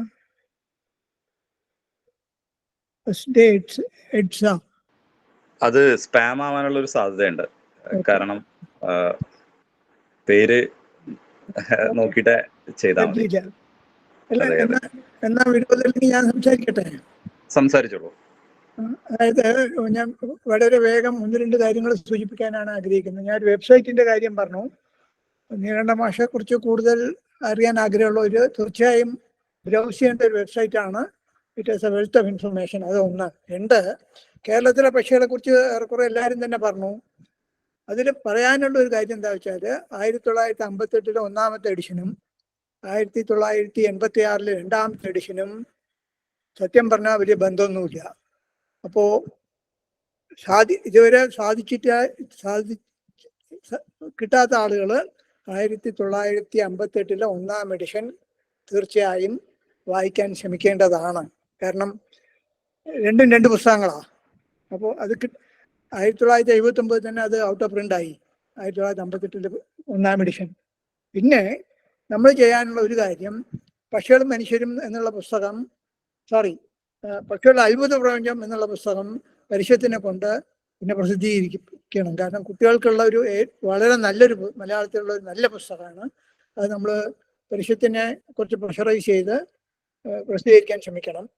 പിന്നെ ശ്രീരാമൻ സാറ് സൂചിപ്പിച്ചു, മാതൃഭൂമി 51 മുതൽ 58 വരെ പ്രസിദ്ധീകരിച്ച ലേഖനങ്ങൾ ഒരു പുസ്തകത്തിന്റെ രൂപത്തിൽ പ്രസിദ്ധീകരിക്കാമെന്ന് ഏറ്റിട്ടുണ്ട്. വ്യക്തിപരമായി എനിക്ക് വേണ്ടത്ര സ്പീഡിൽ കാര്യങ്ങൾ നീങ്ങുന്നില്ല എന്നൊരു അഭിപ്രായമുണ്ട്. നോക്കാം, അത് അധികം താമസിയാതെ ആ പുസ്തകം പുറത്തു വരും എന്നുള്ളതാണ് എൻ്റെ പ്രതീക്ഷ. കാരണം അതിൻ്റെ ഒരു ലെഗസി വാല്യൂ ഉണ്ട്. ആ ലേഖനങ്ങൾക്ക് ചരിത്രപരവും പാരിസ്ഥിതികപരമായിട്ടൊക്കെ ഒരു പ്രാധാന്യം ഉണ്ടെന്നാണ് എനിക്ക് തോന്നുന്നത്. എന്തായാലും മാതൃഭൂമി അത് പ്രസിദ്ധീകരിക്കാമെന്ന് പറഞ്ഞിട്ടുണ്ട്. ഈ 2-3 കാര്യങ്ങൾ സൂചിപ്പിക്കാനാണ് ഞാൻ ഉദ്ദേശിച്ചത്. Thank you. സുരേഷ്. വേണു പറഞ്ഞതിനോട് ഞാനൊന്ന് ആഡ് ചെയ്യട്ടെ. ഞാൻ BA കഴിഞ്ഞിട്ട് MA കഴിഞ്ഞിട്ട് സാറുമായിട്ട് അടുത്തതിന് ആ സമയത്താണ് എനിക്ക് കേരളത്തിലെ പക്ഷികളെ കിട്ടുന്നത്, ഒറിജിനൽ.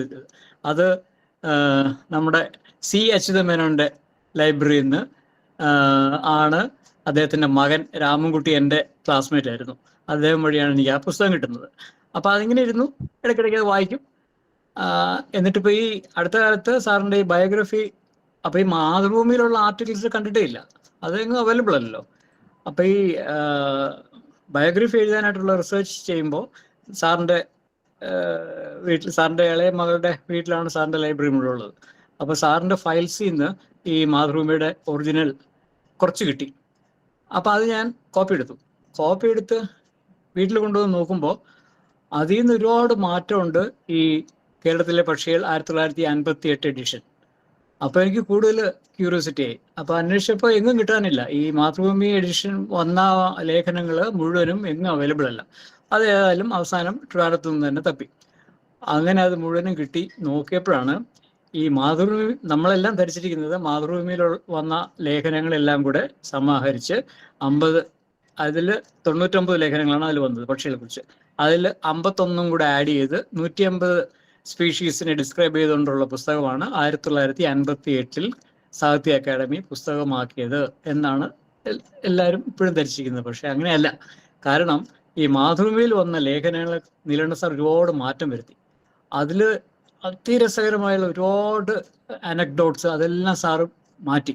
അത് സാറ് മാറ്റിയതിൻ്റെ കാരണം എന്താണെന്ന് എനിക്കറിയില്ല. ചിലപ്പോൾ ഒരു പുസ്തകമാക്കുമ്പോൾ അതിൽ വലിയൊരു വേണ്ടാന്നോറ്റോ ധരിച്ചിട്ടായിരിക്കണം. അപ്പോൾ ആക്ച്വലി ഈ മാതൃഭൂമിയിൽ വന്ന ലേഖനങ്ങൾ മാത്രം, ഇറ്റ്സ് എ ഡിഫറെൻറ്റ് ബുക്ക്. 58 ഇറങ്ങിയ പുസ്തകം it's another book. Second edition 86 വന്നത് ഇറ്റ്സ് അഗെയിൻ അനദർ ബുക്ക്. അപ്പോൾ ഇത് 3 ഡിഫറെൻറ്റ് 3 ബുക്സാണ്. അപ്പോൾ വളരെ ഭാഗ്യവശാൽ ഈ മാതൃഭൂമിക്കാർ ഇപ്പോൾ 51 മുതൽ 58 വരെയുള്ളത് വേണു പറഞ്ഞ പോലെ അതിപ്പോൾ അവരെ ഇറക്കും. അതിൻ്റെ നടപടിയൊക്കെ ചെയ്യുന്നുണ്ട് അവർ. അതിലൊരു സോപ്പ് ആദ്യം താമസിയാതെ അത് പബ്ലിഷ്ഡ് ആവുന്നു. അപ്പോൾ ഇത് 3 പുസ്തകങ്ങളായിട്ട് തന്നെ കാണുന്നതാണ്. 58 പുസ്തകം ആർക്കെങ്കിലും കിട്ടുമെങ്കിൽ എടുത്ത് വായിക്കേണ്ടതാണ്.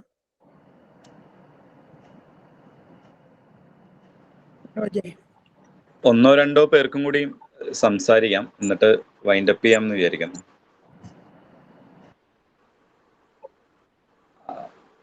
ആരെങ്കിലും ഹാൻഡ് റൈസിംഗ് ഉണ്ടോ? സ്മിത മാഡം. ആരാണ്? സ്മിത CK. സ്മിത, ഒരു minute. Smitha CK. Okay okay ma'am, സംസാരിച്ചോളൂ. എല്ലാവർക്കും നമസ്കാരം. ഞാൻ പട്ടാമ്പിക്കടുത്ത് പള്ളിപ്പുറത്താണ്. എനിക്ക് പറഞ്ഞു വരുമ്പോൾ എന്തും ചൂടൻ മാഷുമായിട്ട് ബന്ധം എന്ന് പറഞ്ഞാൽ എൻ്റെ നിരീക്ഷണങ്ങൾ തന്നെയാണ്. നിരീക്ഷണങ്ങളിലെ ഞാൻ 6ാം ക്ലാസ്സിൽ പഠിക്കുന്ന കാലത്ത് അന്ന് ലീഷർ ടൈമിൽ ക്ലാസ്സിൽ വരുന്ന സുകുമാരൻ മാഷ് പറയും തൂവൽ ശേഖരിക്കാൻ പറയായിരുന്നു. അങ്ങനെ അതിന്റെ ഭാഗമായിട്ട് എൻ്റെ കണ്ണുകൾ പക്ഷികളിലേക്ക് പോയി എന്നാണ് ഞാൻ വിചാരിക്കുന്നത്. എങ്ങനെയോ നാഗമോഹൻ എൻ്റെ വല്ലാത്ത ശ്രദ്ധയിൽപ്പെട്ടു. അതിൻ്റെ വീടിലെ അയിൽ വന്നിരുന്നുള്ള ആ ഊഞ്ഞാലാട്ടങ്ങൾ ഞാൻ ശ്രദ്ധിച്ചു. പക്ഷെ അന്ന് പേരും ഒന്നും അറിയില്ല. പക്ഷെ ഞാൻ അതിനൊരു പേരിട്ടു, മാലാഖ എന്നായിരുന്നു. അങ്ങനെ പിന്നെ പക്ഷികളെ, ഈ തൂവലിന് വേണ്ടിയിട്ട് ഞാൻ പക്ഷികളെ നിരീക്ഷിക്കാൻ തുടങ്ങി. അങ്ങനെ പോയി. TTC സമയത്തും തൂവൽ കളക്ഷൻ ആവശ്യം വന്നു, കളക്ട് ചെയ്തു. അന്നൊന്നും ഇങ്ങനെ ഒരു പുസ്തകമോ ഇങ്ങനെ ഇന്ദുചൂടൻ മാഷെ കുറിച്ചോ ഒന്നും ഞാൻ അറിഞ്ഞിട്ടില്ല. പിന്നെ സ്കൂളിൽ ടീച്ചറായി ചേർന്നതിന് ശേഷം DPP വന്ന സമയത്ത് സ്കൂൾ ലൈബ്രറിയിൽ ഇന്ദുചൂടൻ മാഷിന്റെ കേരളത്തിലെ പക്ഷികൾ എന്ന പുസ്തകം വരികയുണ്ടായി. അന്ന് ഞാൻ ഈ പുസ്തകം നോക്കി ഓരോ പക്ഷിയും കാണുമ്പോൾ അതിന്റെ പേരറിയാൻ വേണ്ടിയിട്ട് അത് അന്വേഷിക്കൽ തുടങ്ങി. അന്ന് കുട്ടികൾക്ക് വേണ്ടിയിട്ട് പാഠപുസ്തകത്തിലും ഉണ്ടായിരുന്നു പക്ഷികൾ. അതില് ഞാൻ ഈ നാഗമോഹന്റെ പേര് അവിടെയാണ് കാണുന്നത്. അപ്പൊ ഞാൻ സ്വർഗത്തിലെ കാണുന്ന എന്തോ എനിക്ക് അങ്ങനെ തോന്നി, അത് ആ പേര് മാഷും ഈ സ്വർഗത്തിലെ നാഗം ആ ഒരു രീതിയിൽ പേരിട്ടതായിട്ട് അതിനൊരു എന്തോ ഒരു സാമ്യത എനിക്കും ഫീൽ ചെയ്തു. അത് കഴിഞ്ഞിട്ട് പിന്നെ ഞാൻ ഇതേപോലെ ഒരു ചിന്ത ഒരേപോലെ വന്നത് എനിക്ക് തോന്നിയത് പിറ്റയെ കുറിച്ചാണ്. കുട്ടിക്കാലത്ത് കണ്ടിട്ടുണ്ടെങ്കിലും കൂടുതലൊന്നും ശ്രദ്ധിച്ചില്ല. പറങ്കി അങ്ങോട്ട് കൂടെ അങ്ങനെ നടക്കുമ്പോൾ ഇത് ചാടി പോണത് ഞാൻ ശ്രദ്ധിച്ചിട്ടുണ്ട്. പിന്നെ ഞാൻ ഈ ഒരു പക്ഷിയെ ഇപ്പൊ വലുതായതിന്റെ ശേഷം അടുത്ത കാലത്ത് കാണുന്ന സമയത്ത് അതിന്റെ കണ്ണെഴുത്തുകൾ കഥകളിക്കാരൻ വേഷം കെട്ടിയ പോലുള്ള ആ ഒരു ഇത് എന്റെ മനസ്സിൽ സ്വരൂപിക്കുകയും പിന്നീട് ഞാൻ ഈ പുസ്തകം മിക്കവാറും എന്റെ കയ്യിൽ തന്നെയാവും സ്കൂളിലാണെങ്കിലും അത് അങ്ങനെ നോക്കി അതിൽ നോക്കുമ്പോൾ മാഷും എഴുതിയിരിക്കണത് അങ്ങനെയാണ്, ഒരു കഥകളിക്കാരന്റെ കണ്ണെഴുത്തും കാര്യങ്ങളും. അങ്ങനെ ഓരോ പക്ഷിയും കാണുമ്പോഴും അത് വായിച്ചിട്ട് മാഷിന്റെ പുസ്തകങ്ങൾ വായിച്ചിട്ട് നമുക്ക് പക്ഷിയെ ഐഡന്റിഫൈ ചെയ്യാൻ പറ്റുന്ന തരത്തില് അത്രയും വിശദീകരിച്ചിട്ടാണ് അതിലെ കാര്യങ്ങൾ എഴുതിയിട്ടുള്ളത്. പിന്നെ ഒരു ദിവസം ഉണ്ടായത്, ഒരു മഴ പെയ്ത സമയത്ത് ഞാൻ അടുക്കളയിൽ ജോലി ചെയ്യുമ്പോൾ പുറത്ത് മരത്തുനിന്ന് ഒരു നന്നായി ഇതുവരെ കേൾക്കാത്തൊരു പാട്ട് കേൾക്കാം. ഞാൻ ഇറങ്ങി നോക്കുമ്പോൾ ആരാ എന്താ മനസ്സിലായില്ല. പിന്നെ അടുത്ത ദിവസം ഞാൻ അതേ സമയം ശ്രദ്ധിച്ചപ്പോഴാണ് ഞാൻ എന്നും കാണാറുള്ള കുറിക്കണ്ണനായിരുന്നു. പക്ഷെ കുറിക്കണ്ണൻ പാട്ട് പാടുമെന്ന് ഞാൻ അപ്പോഴാണ് മനസ്സിലാക്കിയത്. എന്നിട്ട് ഈ പുസ്തകം നോക്കിയപ്പോൾ മാഷ് അതില് എഴുതിയിട്ടുണ്ട്, ചില സമയങ്ങളിൽ മറ്റു പക്ഷികളെ ഇമിറ്റേറ്റ് ചെയ്തിട്ട് ശബ്ദിക്കും എന്നുള്ളത് അതിൽ എഴുതിയിരുന്നു. അങ്ങനെ നമ്മുടെ കുറെ നിരീക്ഷണങ്ങള് ശരിയാണോ എന്ന് പരിശോധിക്കാൻ ഈ പുസ്തകം വളരെയധികം ഉപകാരപ്പെട്ടിട്ടുണ്ട്. പിന്നെ അതുപോലെ കഴിഞ്ഞ വർഷം 100ാം വാർഷികത്തിന്റെ ഭാഗമായിട്ട് മാഷിന്റെ വീട് കാണാൻ NHSPയുടെ മെമ്പറായിട്ട് ആയതുകൊണ്ട് എനിക്കും അതിനൊരു ഭാഗ്യം കിട്ടി. അതുപോലെ മാഷിന്റെ പേരിലുള്ള ചൂലന്നൂര് മയിൽ സങ്കേതത്തിൽ പലതവണ പോകാൻ പറ്റി, സ്കൂളിലെ കുട്ടികളെ കൊണ്ട് പോകാൻ പറ്റി. ഇപ്പോ ഇറങ്ങിയ പുസ്തകങ്ങള് സുരേഷ് സാറിന്റെ പുസ്തകവും അതുപോലെ കേരളത്തിലെ പക്ഷികളുടെ പുതിയ ഇറങ്ങിയ പുസ്തകവും രണ്ടും ഞാൻ വായിച്ചിട്ടുണ്ട്. പക്ഷികളും അതുപോലെ പക്ഷികളെ സ്നേഹിക്കുന്ന എല്ലാവരും, എല്ലാറ്റിലും ഉപരി ഇന്ദുചൂടൻ മാഷ് ഏറ്റവും ആദരിക്കും ബഹുമാനിക്കുകയും ചെയ്യുന്ന ഇന്ദുചൂടൻ മാഷിന്റെ ഓർമ്മകൾക്ക് മുമ്പിൽ സാദരം നമസ്കരിച്ചുകൊണ്ട്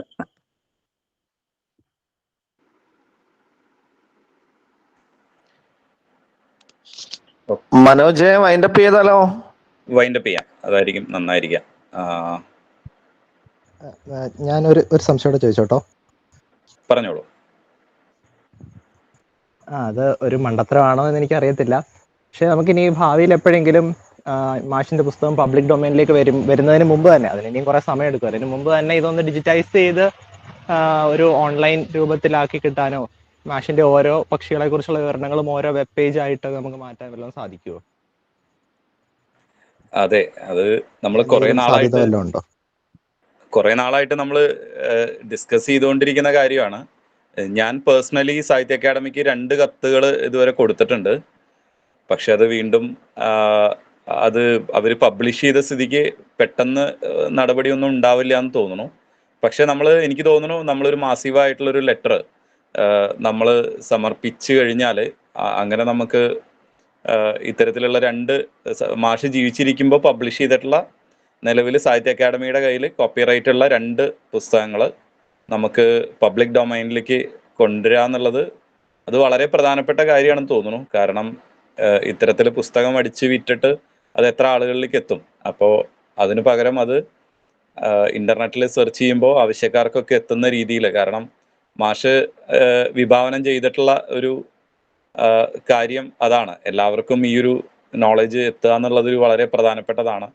അപ്പോൾ അത് പുസ്തക രൂപത്തിൽ തന്നെ ആവണമെന്നില്ല. അത് ഇപ്പോൾ ഡിജിറ്റൽ സാധ്യതകളും കൂടി നമ്മളത് നന്നായിട്ട് ഉപയോഗപ്പെടുത്തി അതൊരു എന്താ പറയുക, പൊതു സ്വത്താക്കി മാറ്റാൻ വേണ്ടിയിട്ടുള്ളൊരു ശ്രമം എനിക്ക് തോന്നുന്നു അത് നിരന്തരം ചെയ്തുകൊണ്ടിരിക്കണം. എല്ലാവരുടെയും പിന്തുണ അതിന് വേണ്ടി വരും. എനിക്ക് തോന്നുന്നു അത് ഏകോപിപ്പിക്കാനൊക്കെ വേണുജിയും സുരേഷ് അൾമൻ സാറും ഇപ്പോൾ ഇന്ദുചൂടൻ ഫൗണ്ടേഷനൊക്കെ അതിനെ സപ്പോർട്ട് ചെയ്യുന്നു പ്രതീക്ഷിക്കുന്നു. അല്ല അതിന്റെ അതുപോലെ തന്നെ ഇപ്പോഴത്തെ ഞാൻ പറഞ്ഞോട്ടോ, ഇപ്പോഴത്തെ ഈ ഇബേർഡ് ഉപയോഗിക്കുന്ന പക്ഷി നിരീക്ഷകരുടെ അവര് പറയുന്ന ഒരു പരാതി എന്താണെന്ന് വെച്ചാൽ ഏറ്റവും ലേറ്റസ്റ്റ് ആയിട്ടുള്ള പേരുകളല്ല മാഷിന്റെ പുസ്തകത്തിൽ ഉപയോഗിച്ചിരിക്കുന്നത്, അതുകൊണ്ട് അവർക്ക് റെഫർ ചെയ്യാൻ ബുദ്ധിമുട്ടുണ്ടെന്ന് പറയുന്നവരും ഉണ്ട്. അപ്പം ഇങ്ങനെ ഒരു വെബ് പേജ് ആക്കി കഴിഞ്ഞാൽ ടാക്സോണമി അപ്ഡേറ്റ് ആവുന്നതിന്റെ കൂടെ തന്നെ നമുക്ക് അതിന്റെ ലിങ്ക് ഇതിലേക്കൂടെ കൊടുത്തു പോകാൻ പറ്റുമല്ലോ.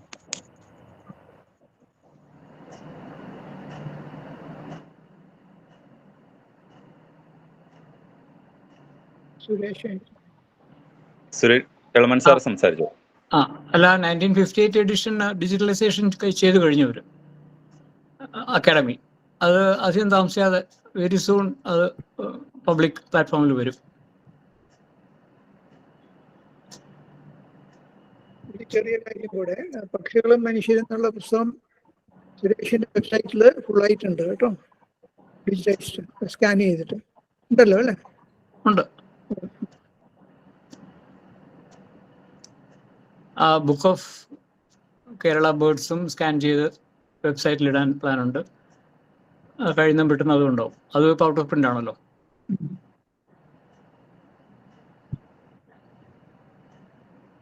വേറെ ആരും സംസാരിക്കാന്ന് പറഞ്ഞു? ഇല്ല, ആരും ഇല്ല.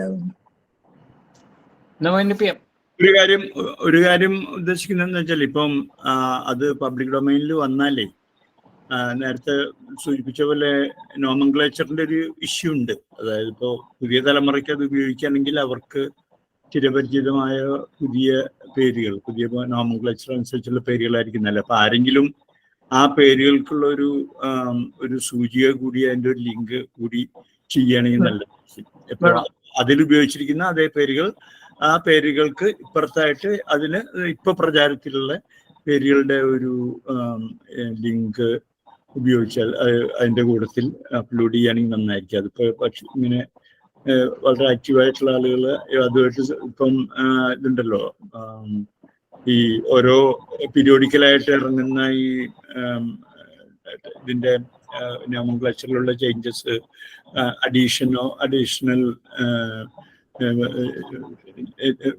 ബേർഡ്സിന്റെ പുതുതായിട്ട് ആഡ് ചെയ്ത് വരുന്ന ബേർഡ്സിന്റെ ലിസ്റ്റ്, അതൊക്കെ അപ്പൊ അങ്ങനെയുള്ളൊരു സംഗതി കൂടി അതിന്റെ കൂടെ അപ്ലോഡ് ചെയ്യുകയാണെങ്കിൽ അത് നന്നായിരിക്കും തോന്നുന്നു. കാരണം അപ്പോൾ എല്ലാ ജനറേഷനും അത് ഉപയോഗിക്കാൻ പറ്റും. എനിക്ക് അതെ, എനിക്കതിലുള്ള ഒരു ആഗ്രഹം അത് മുഴുവനായിട്ടും ട്രാൻസ്ക്രൈബ് ചെയ്യുന്ന ഒരു എഫേർട്ട് നമുക്ക് ചെയ്യാൻ സാധിക്കുകയാണെങ്കിൽ ചെയ്യണം. എന്നാൽ മാത്രമാണ് ഇന്റർനെറ്റിൽ സെർച്ച് ചെയ്യുമ്പോൾ സെർച്ചിങ് സാധ്യമാവുള്ളൂ പുസ്തകത്തില്. അപ്പോൾ നമുക്ക് നോക്കാം, അത് പോസിറ്റീവായിട്ടുള്ള മാറ്റം അക്കാഡമിയുടെ ഭാഗത്ത് ഉണ്ടാവുമെന്ന് പ്രതീക്ഷിക്കാം. നമുക്ക് നമ്മുടെ ഭാഗത്ത് നിന്ന് ചെയ്യേണ്ട കാര്യങ്ങളും നമുക്ക് ചെയ്യാം. അപ്പോൾ അത് പബ്ലിക് ഡൊമൈനിലാവുകയാണെങ്കിൽ പിന്നെ നമുക്ക് അത് കളക്റ്റീവായിട്ടുള്ള ഒരു എഫേർട്ട് നമുക്ക് ചെയ്യാവുന്നതേ ഉള്ളൂ. എല്ലാവർക്കും ഓരോ പേജ് ഡിവൈഡ് ചെയ്തെടുത്ത് അത് ട്രാൻസ്ക്രൈബ് ചെയ്യുകയും ഇൻഡെക്സ് ചെയ്യുകയും ഒക്കെ അത് നമുക്ക് സാധ്യമാവുന്ന കാര്യമാണ്. ഒരു കാര്യമുള്ളത്, മറ്റേ JOTT ഉണ്ടല്ലോ, ജേർണൽ ഓഫ് ത്രിഫ്റ്റ് ടാക്സ, അതിന്റെ പീരിയോഡിക്കലായിട്ട് ചെയ്യുന്ന ലിസ്റ്റുകൾ ഉണ്ടല്ലോ, അത് ആ ലിസ്റ്റിന്റെ ഒരു ലിങ്ക് കൂടി അതിലൂടെ എപ്പോഴും ചേർക്കുകയാണെങ്കിൽ നന്നായിരിക്കും. എപ്പോഴും അതിങ്ങനെ വരുന്ന പുതിയ ലിസ്റ്റുകൾ അതേപടി അതിലേക്ക് ലിങ്കിലേക്ക് ഇങ്ങനെ ചേർക്കുന്ന ഒരു സിസ്റ്റം ഉണ്ടാക്കുന്നത് നന്നായിരിക്കും.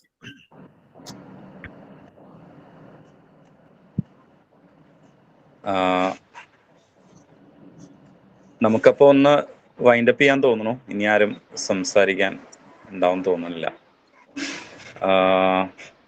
ആരാണ് ഉപസംഹാരം പറയാ?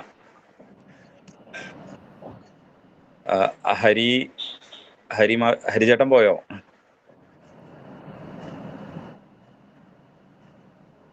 മനോജ് തന്നെ പറഞ്ഞാൽ മതി.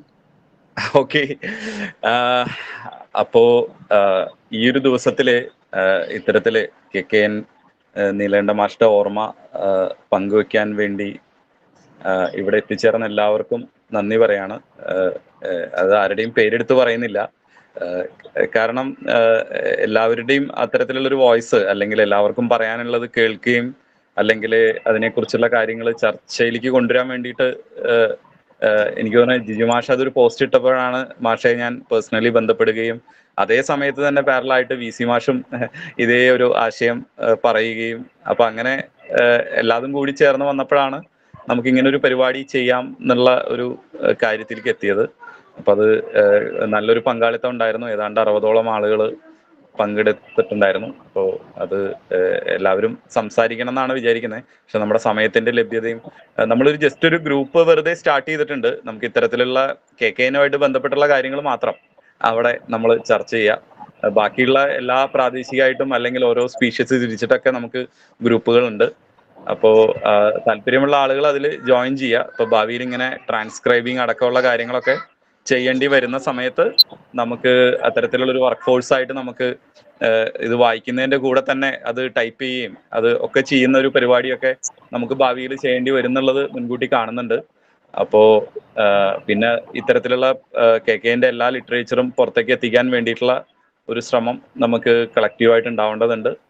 അപ്പോ പങ്കെടുത്ത എല്ലാവർക്കും നന്ദി പറയാണ്.